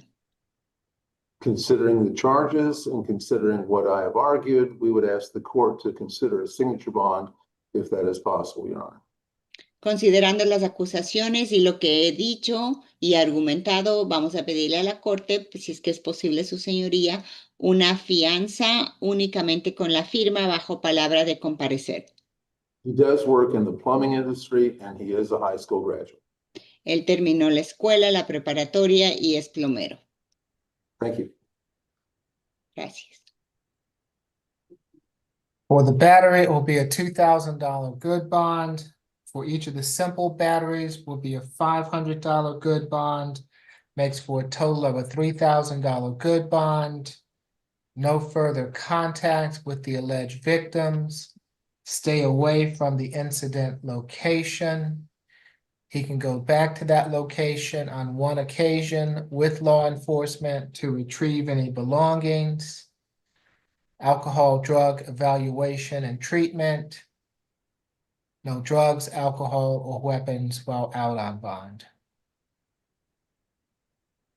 Y la sentencia del juez es, tiene por la primera acusación de agresión y violencia doméstica una fianza con fiador de $2,000. Una fianza con fiador de $500 cada una por las otras 2 acusaciones de agresión para un total de $3,000. No puede tener ningún contacto con las víctimas, con ninguna de las 2 víctimas en este caso. Necesita permanecer lejos de la dirección en donde ocurrió este caso. Puede tener una sola visita acompañado de un policía o alguien de la ley para sacar sus pertenencias. Aparte de eso, también la orden judicial incluye que se debe someter a una evaluación y tratamiento resultado de la evaluación por drogas y alcohol. Y durante el periodo que esté bajo fianza no puede consumir ninguna droga, ninguna bebida con alcohol y no puede tener ningún arma. Good luck to you, sir. Buena suerte, señor. And Your Honor, I believe if that is all for my business with the court, may I be excused, please? Yes, thank you so much. We appreciate your assistance this afternoon. We'll see you next time. See you next time, Your Honor. Next is position 16, Ms. Houston.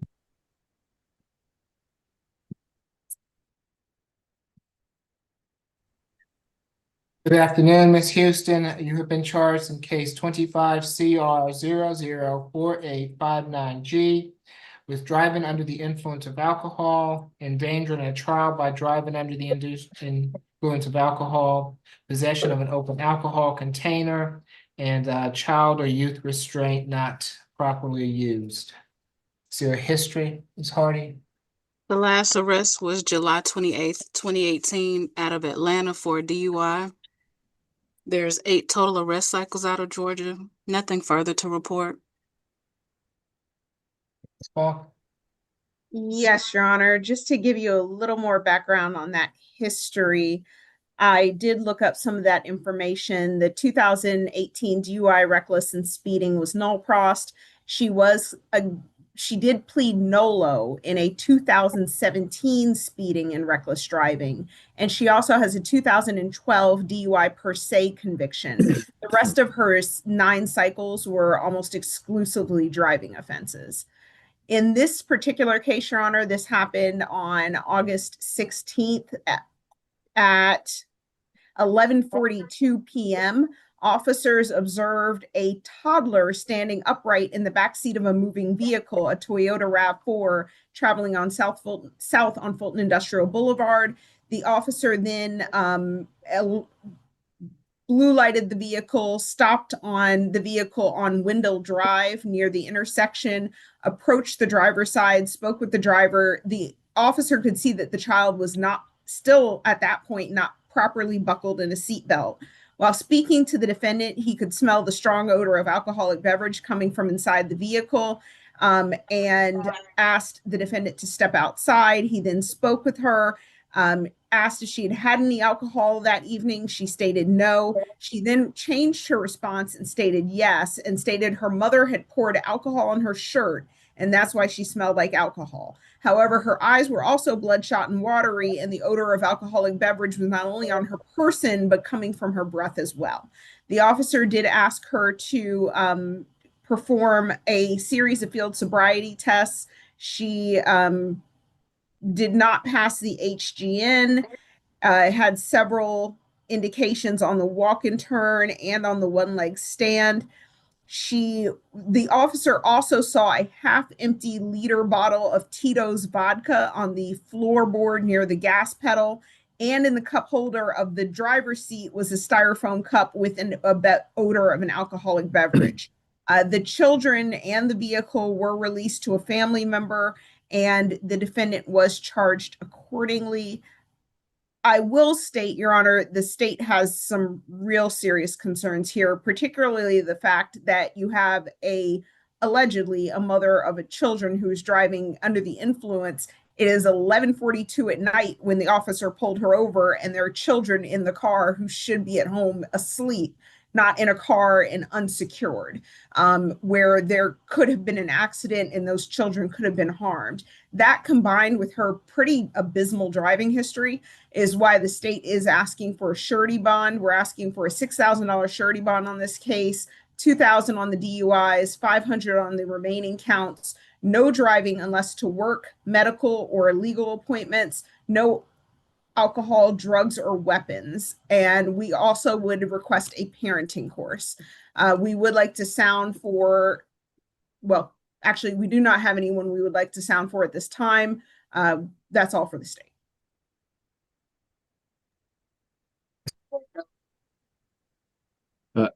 Yes, thank you, Your Honor. I did speak with Ms. Houston. She does deny being under the influence.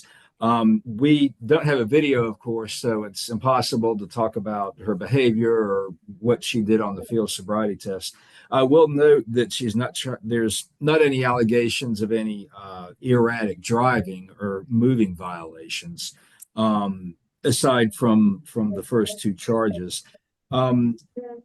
She does indicate that she works full-time for Fulton County Schools as a custodian. I'm told that she's from Atlanta and has lived in the metro Atlanta area all of her life, and that her extended family, including mother and siblings, all live in the metro Atlanta area. So given all that, Judge, we would ask for a $1,000 bond on each of the DUIs and $250 on the other 2 remaining charges for $2,500 total. Nothing further for now. Okay, on the DUI will be a $2,000 good bond.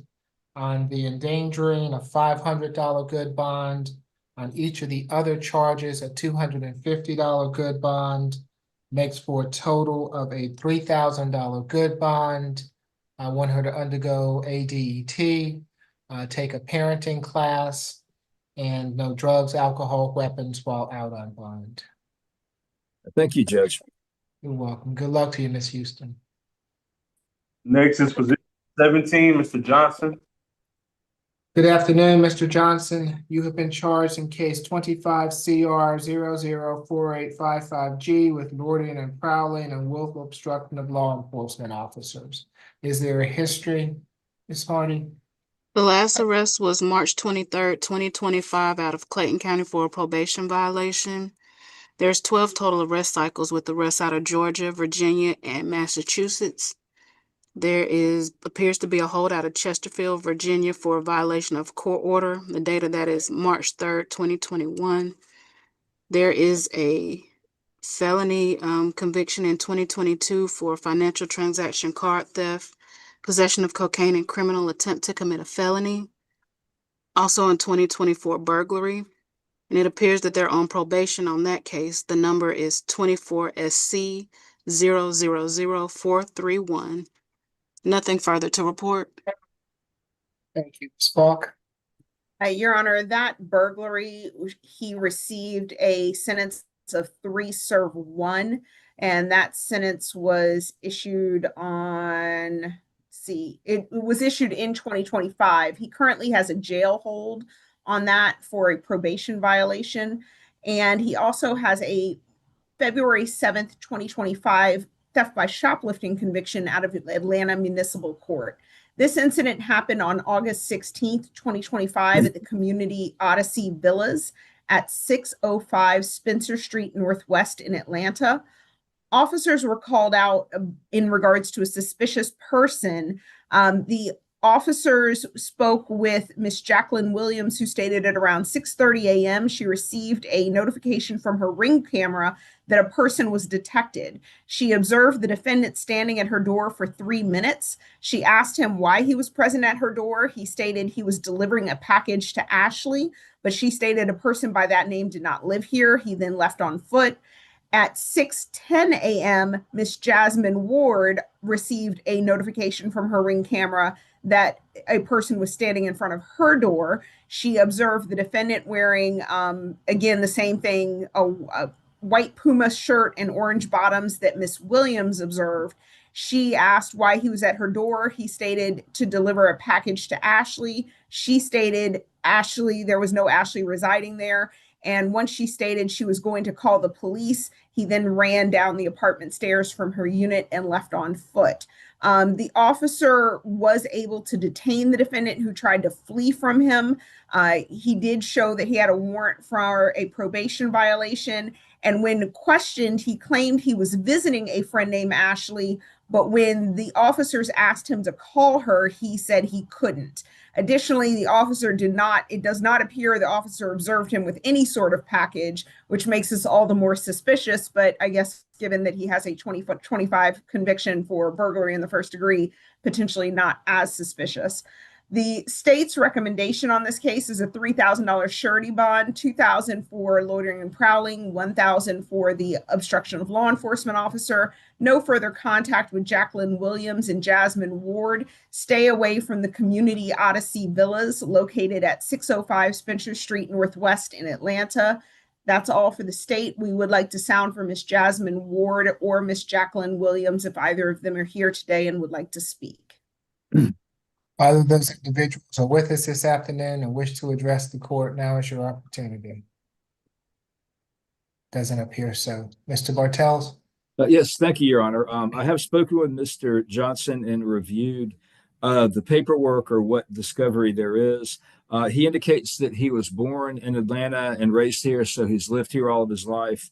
and has extended family in the metro Atlanta area, so he does have ties to the community. There are two charges right now. He wants to ask for a signature bond if he qualifies for one. If not, we would ask for a $500 good bond on each charge for $1,000 total, and nothing further for now. Okay. For each charge will be a $500 good bond, makes for a total of a $1,000 good bond.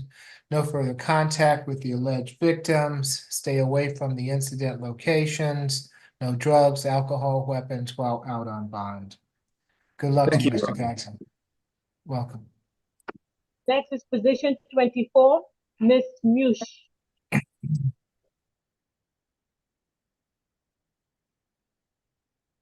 Good afternoon, Ms. Muse. You've been charged in case 25 CR 004853J with calls or otherwise contacts 911 with the intention to harass a communications officer. Is there a history, Ms. Hardy?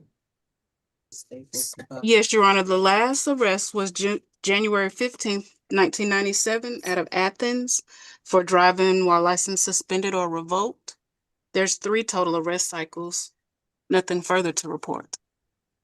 Thank you. Mr. Sirocco? Thank you, Judge. So this took place August 16th of this year at 11560 Dunhill Place Drive in Johns Creek.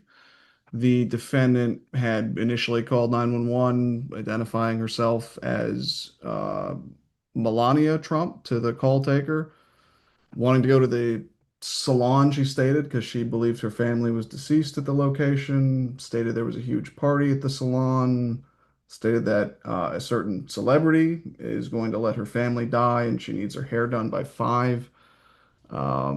There are a number of details that I won't go into here, but none of them really make sense in terms of, calling 911 with respect to an actual emergency.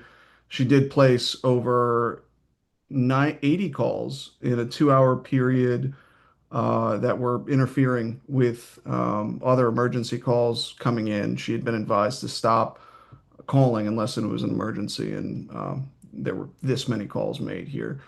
The state's recommendation is a signature bond through pretrial services. No calling 911 without a bona fide emergency. Social worker visit might be appropriate. And no drugs, weapons, or alcohol while out on bond. That is all for the state. Mr. McLean? My bad. Went on. It was on mute. Oh, no objection, Your Honor. Okay, will be a $2,000 signature bond through pretrial level 1. No contacting 911 without an actual emergency. Social worker visit to assess for a BHET. No drugs, alcohol, weapons while out on bond. Good luck to you, ma'am. Next is position 15, Mr. Harris. Good afternoon, Mr. Harris. You've been charged in case 25 CR 004854H with 1 misdemeanor offense. Is there a history? Your Honor, Ms. Hardy? before we get into any sort of history, the state did null pros that charge. The defendant is outside of his venue. The venue is actually in DeKalb County after we researched the issue, after PD Bartels alerted us to it. Okay, thank you, Ms. Ball. Thank you. Mr. Harris, your case has been null pros. Good luck to you, sir. Thank you. Thanks. Next is position 25, Miss North. Good afternoon, Ms. North. You have been charged in case 25 CR 004860Y with 2 counts of battery family violence, 2 counts of simple battery family violence, and criminal trespass. Is there a history? This is the first arrest. Thank you. Mr. Sirocco? Thank you, Judge. This incident took place August 16th of this year at 1145 Old, OLDE, Roswell Grove in Roswell. Law enforcement responded to that location in reference to a physical domestic incident. They made contact with the defendant and then the victim. Victim's name is Timothy North. Defendant stated that the two had been divorced That divorce had been finalized about a month prior, and they had reached a court agreement to continue living in the same household for the sake of their child. Officer viewed video that the victim had recorded during the altercation, which showed the defendant pinching the victim's right arm near his armpit, where he says, "Stop pinching me." Video showed the defendant grabbing the victim over the top of his head as she reached for his phone, then transitioning to holding him in a clinching style around his neck. Defendant was observed holding the victim's head, yelling in his right ear, "Delete it, delete it, delete it." The video he was currently making of her. And the defendant then smacked the phone out of the victim's hand, causing it to fall on the ground. He sustained visible scratches under his right arm, that area, as a result of the incident. The defendant was taken into custody. We have spoken with the victim here, Mr. North. He confirmed he and the defendant are divorced, and they do live together at the incident location. They share 2 children. One is 18, the other 16. Confirmed the events in the warrant, stated the defendant was attacking him, grabbing, scratching him, squeezing him, and was also grabbing his privates. He wanted to state that they fell on the floor. He also got a rug burn from that, and stated as well that he also had scratches on his arm and shoulder in addition to what was described. He stated that for the past 2 months, the defendant has been physically violent towards him, but this is the first time he's called the police. States he wants no contact with the defendant and wants her to stay away from the residence, and that she would need a one-time law enforcement escort to retrieve her belongings. It's my understanding Mr. North is on the Zoom. We would ask the court sound for him when appropriate. I do see him there. The state's recommendation here, given the risk of reoffense posed in what the victims accounted to us over violence over the past few months, is a total $4,500 surety, $15 for each battery family violence, and $500 for each of the simple battery family violences and the criminal trespass. For the defendant to enroll in and complete FFIP, have no further contact with Timothy North, stay away from 1145 Old Roswell Grove, in Roswell, and no drugs, weapons, or alcohol while out on bond. And again, if we could sound for Mr. North. Mr. North, if you'd like to address the court, I'll need for you to raise your right hand for me, please, sir. Do you swear or affirm the testimony you're about to give before this court will be the truth, the whole truth, and nothing but the truth? I do. Okay, you can place your hand down. What would you like to tell the court? Just want to agree with what the state presented. I would like no contact in this situation. And I hope that she can get some help in some way, shape, or form. Thank you for being here, Mr. North. Mr. McLean? For the last 25 years of those 50 years of her age, she has been a nurse. She's an RN. I would think under these circumstances with this paucity of arrest, we would ask for a signature bond, Your Honor. Thank you. Right. For each of the battery charges will be a $2,000 signature bond through pretrial level 1. For each of the simple battery charges, a $1,000 signature bond through pretrial level 1. For the criminal trespass, a $1,000 signature bond through pretrial level 1. Makes for a total of a $7,000 signature bond through pretrial level 1. The Family Violence Intervention Program, no further contact with Timothy North. Stay away from the incident location. She can go back to that location on one occasion with law enforcement to retrieve any belongings. No drugs, alcohol, weapons while out on bond. Good luck to you both. Next is position 10, Mr. Francis.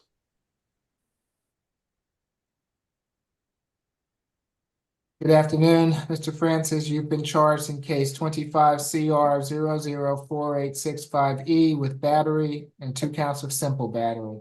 Is there a history, Ms. Hardy? This is the first arrest. Ms. Falk? Yes, Your Honor. This incident happened on August 16th of 2025 at, let's see, 1778 Ellsworth Industrial Boulevard Northwest in Atlanta. Officers responded to a fight in progress, and I do apologize. There is a co-defendant on this case, Aaliyah Harris. I don't know if Right. she's over there in Fulton ACDC and they can bring her forward. Miss Harris has waived her appearance. I Oh, represent. okay. Do you mind if I just address both of their cases at the same time, Ms. McLeod? Not at all. Okay, great. It would just make it go a little bit faster. All right, so Before you go on, Ms. Fault, let me Yes, just sure. make that announcement. Ms. Harris, position number 14, charged in case 25 CR 004866B with simple battery, will be a waiver as well. Okay, go ahead, Ms. Fault. and it is her first arrest, Your Honor. Okay, thank you. This happened August 16th, 2025 at Revel at 1778 Ellsworth Industrial Boulevard Northwest. What happened was it was about 3:30 in the morning. The defendant Francis was an employee at the club. Defendant Harris was a patron at the club.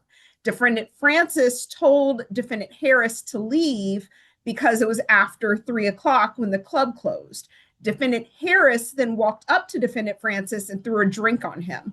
Witnesses on the scene, I observe this and provided the officers with a video which showed clearly Defendant Harris walking up to Defendant Francis with a styrofoam cup in her hand and throwing the drink on Defendant Francis.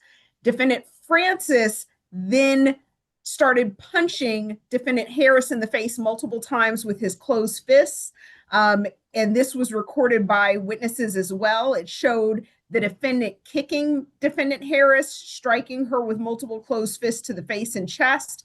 And when she was able to gain some distance from him, Defendant Francis ran at her again, kicked her, and also began choking her with both of his hands while yelling, "B, go home." Defendant Harris did have visible scratches on her chest from this incident, which is where the battery stems from. As you heard, neither one of them have any previous history. We are agreeable to an SOB through pretrial services level 1 for both. Stay away from Revel, located at 1778 Ellsworth Industrial Boulevard Northwest in Atlanta for Defendant Harris. We're also requesting that for Defendant Francis if he's no longer employed at that club. No alcohol, drugs, or weapons, and for both, we are asking for one-day anger awareness. That's all for the state. Mr. Bartels? Yes, thank you, Your Honor. We would concur with the state's recommendation for the signature bond. Mr. Francis has no criminal history, and he does indicate that he works 2 jobs. He works full-time at the U-Line warehouse. However, he's also working part-time at this club, and he does need that income as well. So we would concur with the state's request that he'd be able to go back to that club if he is still employed at this time. He's been in Georgia since 2013, so he has ties to the community, and nothing further on Mr. Francis's behalf. Okay, for the battery, it will be $1,000 signature bond through pretrial level 1. For each of the simple batteries, a $500 signature bond through pretrial level 1. Makes for a total of a $2,000 signature bond through pretrial level 1. No further contact with Ms. Harris. He can go back to Revel as long as he's employed there. No drugs, alcohol, weapons while out on bond. Thank you, Judge. You're welcome. For Ms. Harris, any objections, Ms. McLeod? No objection to the signature bond, Your Honor. As such, will be a $1,000 signature bond through pretrial level 1. No further contact with Mr. Francis. Stay away from the incident location. No drugs, alcohol, weapons while out on bond. Who do we have next? Thank you, Your Honor. That concludes my business before the court today. May I be excused? Have a good afternoon, Ms. McLeod. Thank you. Your Honor, did you order any anger awareness as part of that? I did not on these 2. And as for Miss Harris, what was the amount of her bond? $1,000. Thank you, Ms. McLeod. Thank I you, Ms. appreciate McLeod. that. Okay. Tell me again who we have next. Position 28, Ms. Sheffield.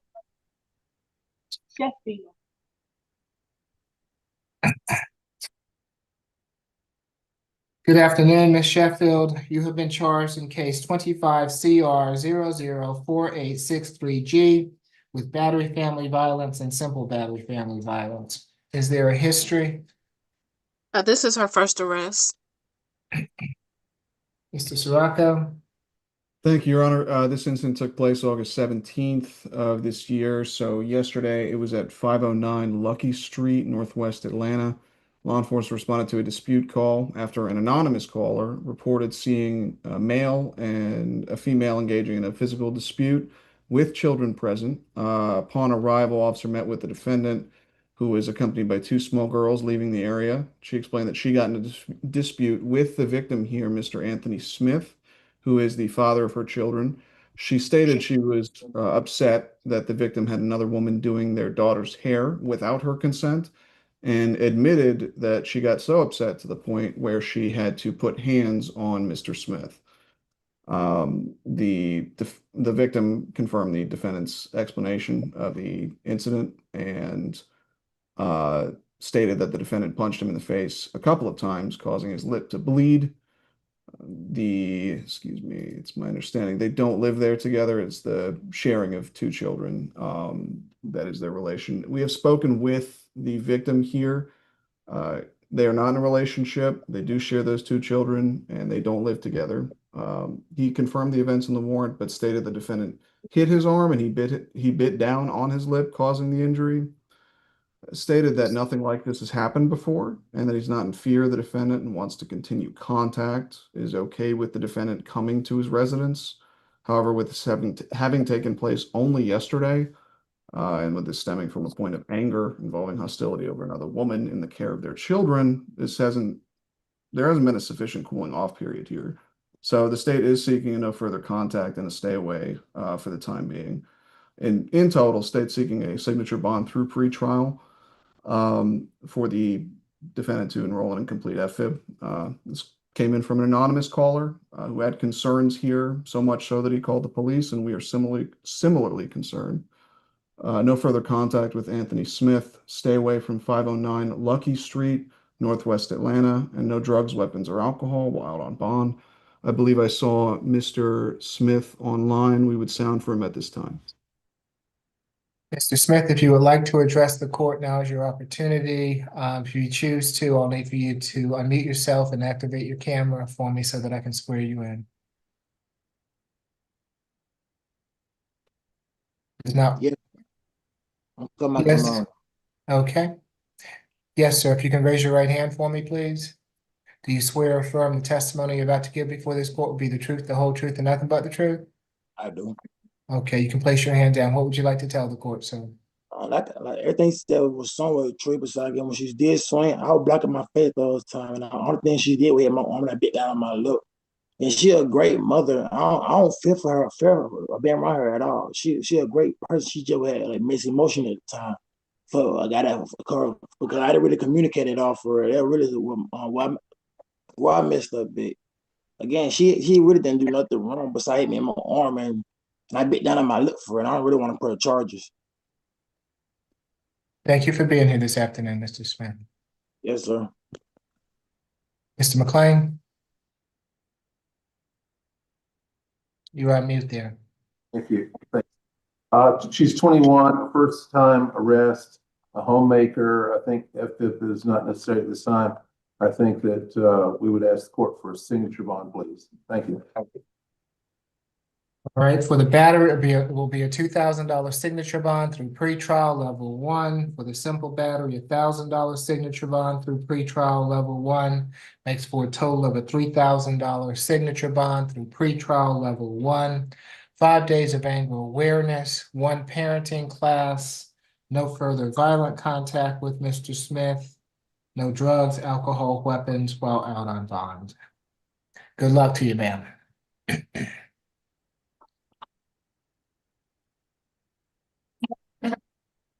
Next, we have position 30, Ms. Stodd.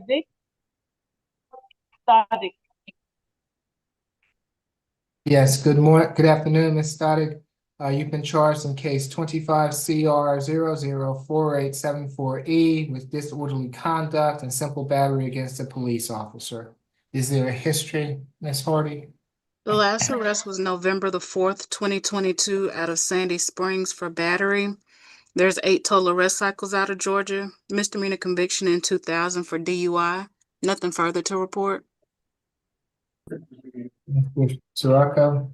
Thank you, Your Honor. State would add there were, I see Nolos 2 disorderly conduct from 2020, wherein she was ordered to begin substance abuse evaluation and treatment, have no further contact with the victim in that case, and complete anger management. Charges were originally battery, family violence, and willful obstruction, as is similar to one of the charges here. The just as well. Yeah, there's a history of violent arrests dating back to 2017, though I don't have dispositions for those. It's simple assault, simple battery, family violence, and of course, as pretrial mentioned, that battery arrest from 2022. This incident took place, this was like August 16th into the 17th at 8060 Adair Lane in Sandy Springs. It's an apartment complex. Law enforcement responded to that location to a domestic dispute call originally, but the officer observed a broken flower vase and flowers scattered along the sidewalk, heard a female talking loudly from the apartment as if arguing, and knocked on the door multiple times, announcing himself as police, but no one answered. That 12:30 in the morning, technically the next day, law enforcement received another call, same address, for an unknown trouble call. The caller explained and was able to obtain video footage of the following: that the same woman called about earlier, later identified as a defendant, had come out and began banging on neighbors' doors with a hammer while screaming, which caused several people to gather in the parking lot, and then approached a male with a hammer in her hand, got close to him in a confrontational manner, and began yelling at him. Currently, this individual is not identified. As officers were arriving on scene, defendant threw something off her balcony, which was confirmed to be a broken piece of headboard. Officer knocked on the defendant's apartment door, made contact with her, and the officer's impression from that contact was that she was under the influence of either alcohol or narcotics, noting that her speech was so slurred it was almost impossible to understand. Inside that apartment, the entire visible area was wrecked, tables flipped, parts of the apartment wall broken, and a lamp shattered near the front door. Upon arrest, the defendant tensed up her arms and actively resisted. Officers had to ultimately carry her, and she continued to resist and scream, and at one point kicked one of the officers in the knee with her foot. She continued to resist beyond that, but ultimately was arrested. This sort of behavior poses a threat to public safety and public property. State's concerned about this, and given her history here, we are recommending a $2,000 surety total, $1,000 for each count here. Alcohol drug evaluation and random screens, anger awareness at the court's discretion. Stay away from the apartment complex at 8060 Adair Lane in Sandy Springs, and no drugs, weapons, or alcohol while out on bond.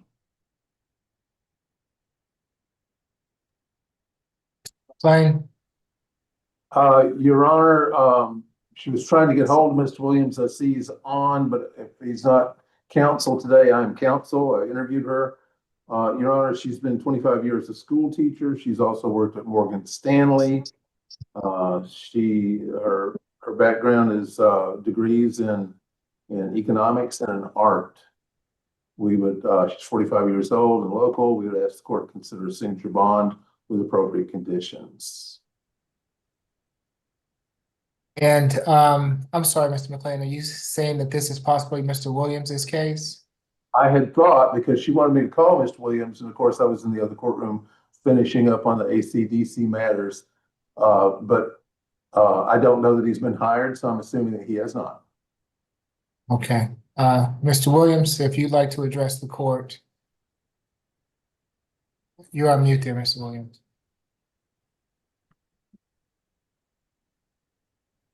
Still on mute, Mr. Williams, if you're addressing me. Can you hear me, Your Honor? Yes, now I can. I apologize. I'm not counsel for the defendant. I became aware of what happened the following morning. I found out she'd been arrested and had heard from neighbors what happened. And I've spoken with the family, and they're concerned. I do think it's partly a mental health issue. They had even asked about the behavioral health treatment court or some type of accountability court, because it has been an issue in the past with the family and with certain loved ones. She's an amazing person, but that's something that hasn't been addressed. Also, I'm not sure if there's a no contact with the apartment complex. I'm not sure she has a place to stay. So I think one of the family members had reached out to the accountability court, and they have I guess, provide residency for 3 months. I'm not sure. I didn't look into that myself, but I'm here to relay that information. I appreciate you being here this afternoon. Do we have any information as to whether or not the apartment complex has weighed in on whether or not they want her to come back or not? I believe it's my understanding, especially from the neighbors, that will be an issue. And I know with the extent of the damage to the apartment that law enforcement did come back and look at that. And I don't believe it was a headboard. It was some type of coat rack, but it was thrown off a balcony. There were holes in the wall, and there's been similar instances of anger being expressed that way in the past at other locations. So that was, one of the reasons the family did not think that the, anger management was sufficient. Thank you. All right, for the simple battery will be $1,000 good bond. For the disorderly, a $500 good bond. I want her to have a social worker visit to assess for BHET. Stay away from the apartment complex. She can go back to the complex with law enforcement to retrieve any belongings, no drugs, alcohol, weapons while out on bond. Okay. And will she be able to get out today, Your Honor, or does she have to wait on the social worker visit? I want her to have a social worker visit before she's released. Okay. Thank you.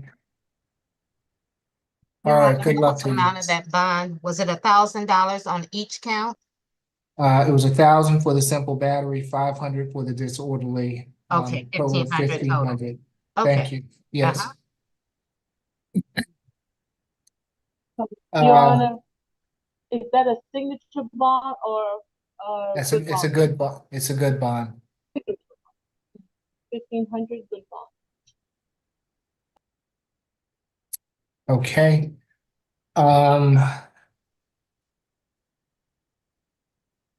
Let's see, I believe the rest will be waivers, if I'm not mistaken. The first is position number 8, Quantavious Collins, who's charged in case 25 CR 004850C with simple battery family violence. Is there a history, Ms. Hardy? The last arrest was September 9th, 2024 out of Fulton for battery family violence. That case is open under 24 CR 006369C. There are 22 total arrest cycles. There's 3 felony convictions outside the last 10-year period. 3 misdemeanors outside the last 10-year period. There is a 2019 criminal trespass misdemeanor conviction. Nothing further to report. Yes, Your Honor. This incident happened April 13th of 2025 at 125 Milton Avenue Southeast in Atlanta. Officers spoke with Miss Sonia Harris, who stated she was assaulted by the father of her child. The defendant wanted entry to the apartment to see his son. She asked him to leave, but the defendant became aggressive. Miss Harris stated that he came back, wanted his clothes. She told him to come back tomorrow. And at that point, he pushed the door open. She tried to close it. He then proceeded to punch her 3 times, causing her to fall over a chair. The defendant then fled when her nephew, Saquon Shepard, who witnessed the incident, then intervened. Miss Harris did positively identify the defendant as the person who hit her. The incident also happened at about 5 o'clock in the morning, so this was pretty early in the morning or very late in the evening when this incident happened, when he came over demanding to see his child.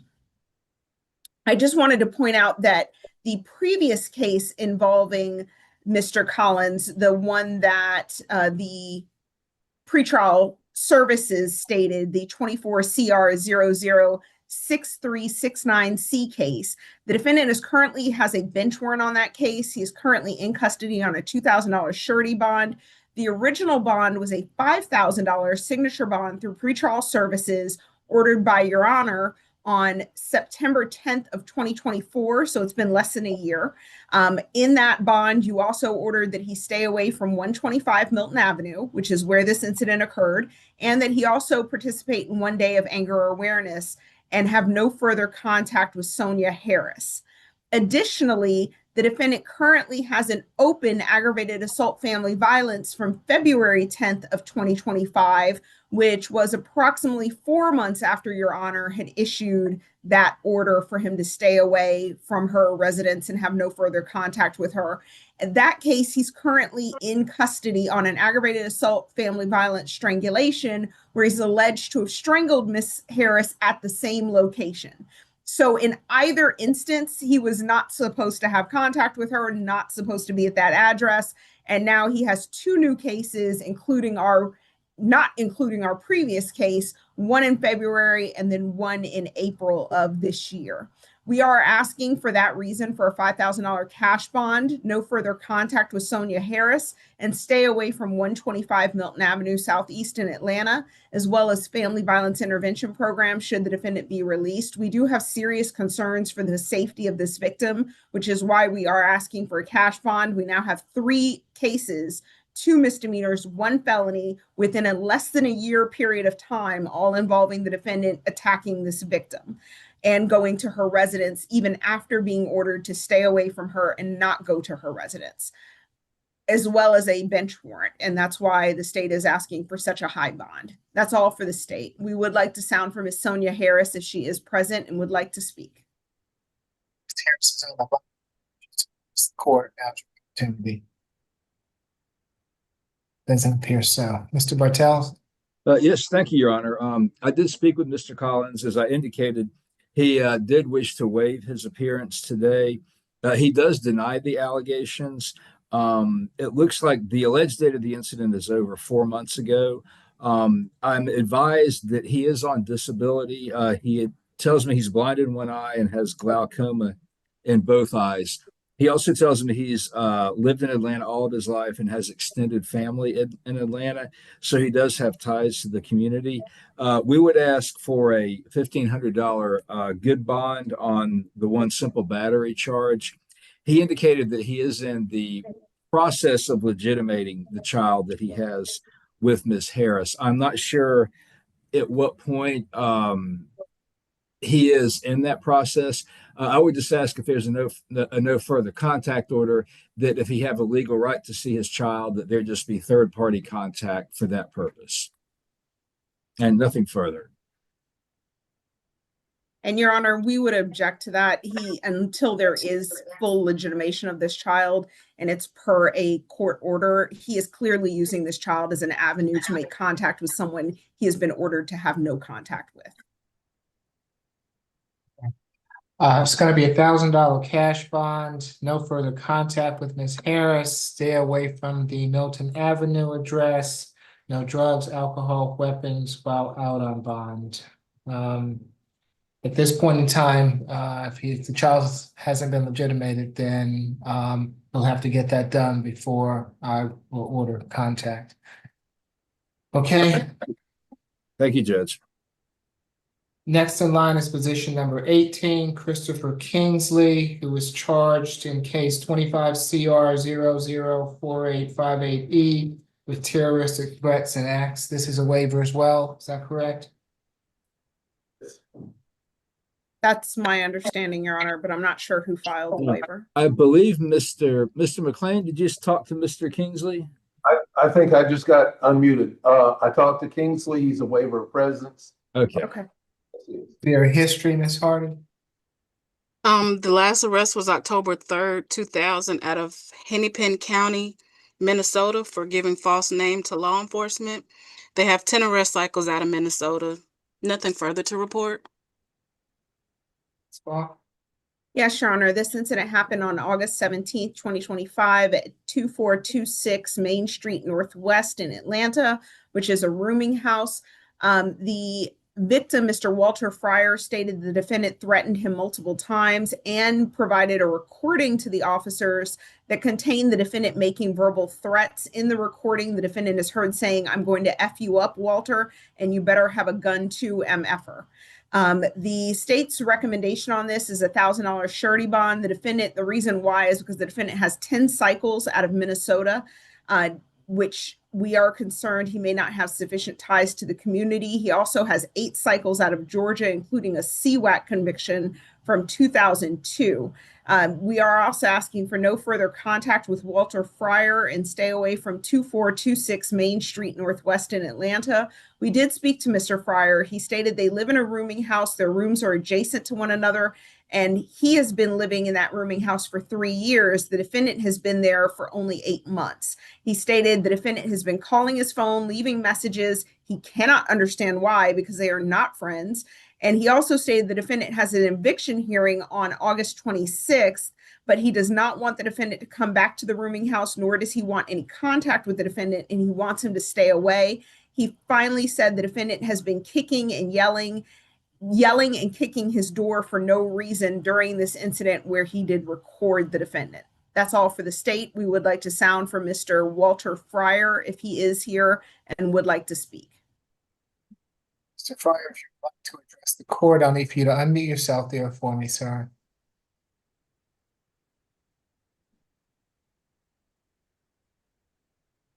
Hello? Yes, sir. Yes, I can hear you. If you can raise your right hand for me. Okay. Okay. Do you swear or affirm the testimony you're about to give before this court will be the truth, the whole truth, and nothing but the truth? Yes. Okay, you can place your hand down, sir. What would you like to tell the court? I just want to agree with everything that you just heard and just explain that there's he seems to have some sort of mental issue where he's delusional, and I just don't feel that we can't be in the same space. I don't understand what's wrong with him, but he has made me the villain in his made up story, and I don't know what he's gonna do. I don't feel safe. Thank you for being here this afternoon, Mr. Fryer. No problem. Mr. McLean? I didn't hear, I understood the Hennepin County arrest, but what was the last Minnesota case he had? Did you mention that, Ms. Falk, as far as his Minnesota history? I did not, but if you just give me a moment, I can let you know what that is. So I know that I did see the 10 cycles. The case I mentioned was the one from Georgia from 2002. And I did see the 10 cycles, but I cannot remember when his last arrest was. So let me just go right back there and see. His last arrest, it looks like 2001. Unless Okay. I'm incorrect. But that's what I'm seeing, a 2001 disposition. Right, okay, thank you. Your Honor, I think he's a Georgian now, has been for over 20 years. I reached his friend through his emergency phone number. They'll try to help him out with a bond. I'll reach them again tonight. That person was at work. So he's a local person. He does cabinetry. He does the fine woodwork type cabinetry. A high school graduate. We would ask the court to consider the lowest bond possible. If that's a signature bond, super. But if not, then we would ask the court to consider 1,000. Thank you. And Your Honor, I would question how local he is, since the last couple charges he had in Georgia were all out of Forsyth County. So I'm not sure how local he is to Fulton County, given his, I think, last 2 arrest cycles I saw Forsyth. But to me, being in North Georgia is local. Okay, fair enough. It will be $1,000 good bond, a social worker visit to assess for BHET, no further contact with Mr. Fryer, stay away from that Main Street address. He can go back to that address on one occasion with law enforcement to retrieve his belongings. No drugs, alcohol, weapons while out on bond. Good luck to you, Mr. Fryer. Thank you. Thank You're you, Your welcome. Honor. Let's see, the next in line is position 21 with McDowell, case number 25 CR 004857F. Excuse me, 2 counts of battery family violence, 2 counts of simple battery family violence. Is there a history, Ms. Hardy? The last arrest was July 14th, 2005, out of Fulton County for an FTA.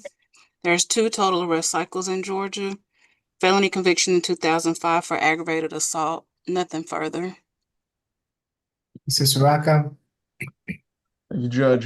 This incident took place, this was yesterday at 120 Harwell Road, Northwest in Atlanta.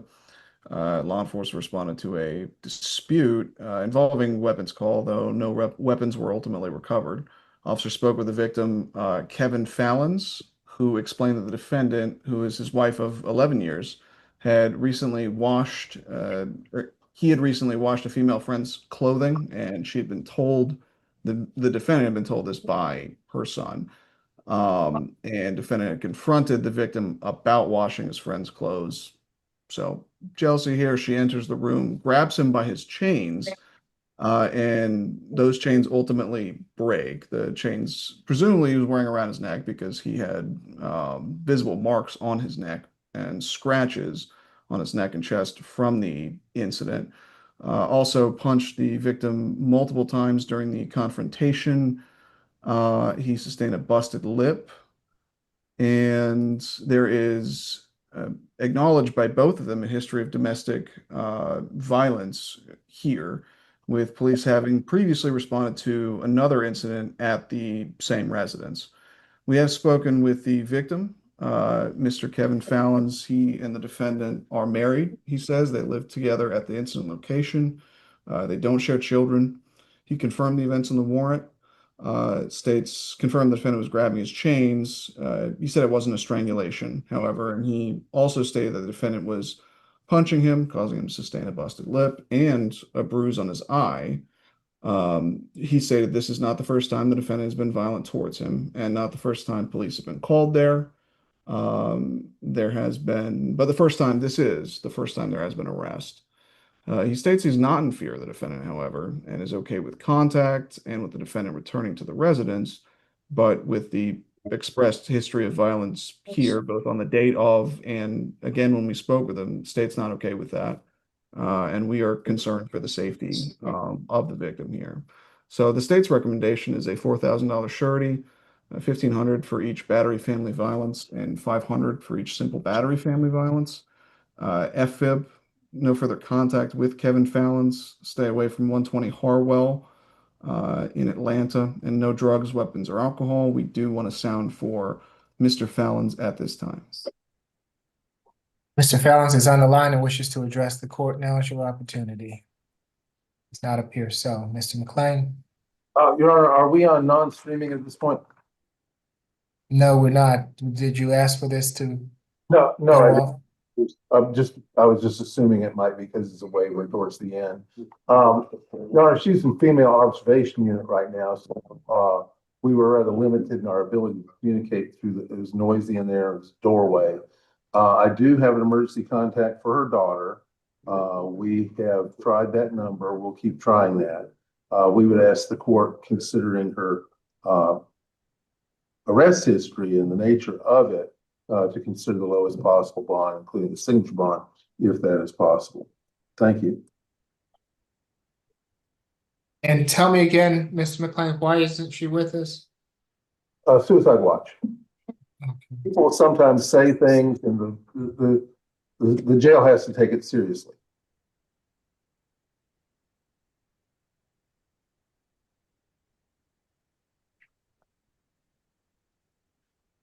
For each charge will be a $500 good bond, makes for a total of a $2,000 good bond, a social worker visit to assess for BHET or MHET. This point in time, no further contact with Mr. Fallon. Stay away from the incident location. She can go back to that location on one occasion with law enforcement to retrieve any belongings, no drugs, alcohol, weapons while out on bond. The final position is position 26, Otis Ponder. Is this also a waiver? No, Mr. Your McLean? behavior reset. Okay, Come to court again. Yesterday, I went up there and he didn't want to come. And he told me the same today. okay. And so let's, if we can try to have someone talk with him between now and Wednesday to see if we can get a waiver if that's necessary. Otherwise, we will reset him till 8:20 Wednesday. Okay. If I'm not mistaken, I believe that completes the 2 o'clock calendar.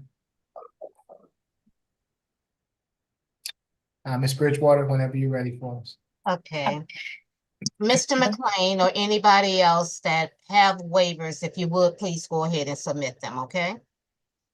Okay, once again, the reset date for the SAP calendar is September the 2nd. Position number 1 is reset further notice with a $3,000 total SOB through pretrial. Position 2 is reset further notice with a $2,000 SOB through pretrial. Position 3 is going to the SAP calendar for August the 26th with a $1,000 good bond. Did we do position number 4? I have so much paperwork here. It was an MH reset till August 20th. Right. I've got medical reset. Okay, 8:20. Okay, very good. Position 5 is going to the SAP calendar for August 26th with a total $500 good bond. 6 is reset further notice with a $1,000 SOB through pretrial.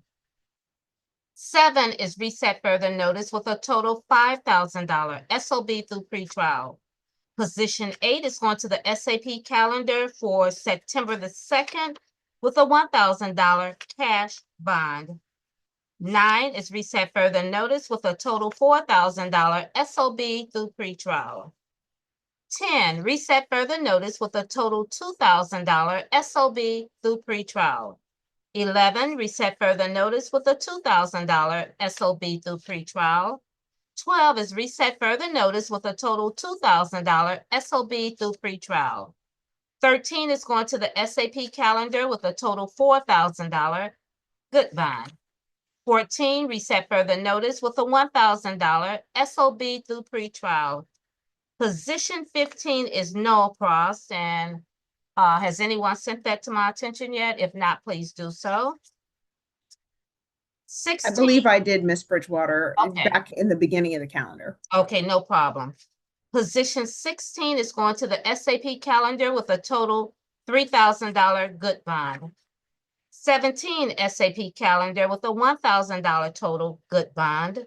18, SAP calendar with a $1,000 good bond. 19, SAP calendar with a total $2,000 good bond. 20 is reset further notice with a total $5,000 SOB through pretrial. 21 is going to the SAP calendar with a total $2,000 good bond. 22, SAP calendar with a total $3,000 good bond. 23 is reset further notice with a $2,000 SOB through pretrial. 24, reset further notice with a $2,000 SOB through pretrial. 25, reset further notice with a total $7,000 SOB through pretrial. 26 is being reset to Wednesday, which is August 20th. 27 is going to the SAP calendar with a total $3,000 good bond. Position 28, reset further notice with a total $3,000 SOB through pretrial. 29, SAP calendar with a total $2,000 good bond. 30, SAP calendar with a total $1,500 good bond. 31 is reset further notice with a total $3,500 SOB through pretrial. 32 is reset further notice with a total $9,000 SOB through pretrial. 33 is going to the SAP calendar with a total $1,000 good bond. 34 SAP calendar with a total $1,500 good bond. 35 SAP calendar with a total $3,000 good bond. 36 SAP calendar with a $1,000 good bond. And 37 is going to the SAP calendar with a total $3,000 good bond. Are there any questions, comments, or otherwise?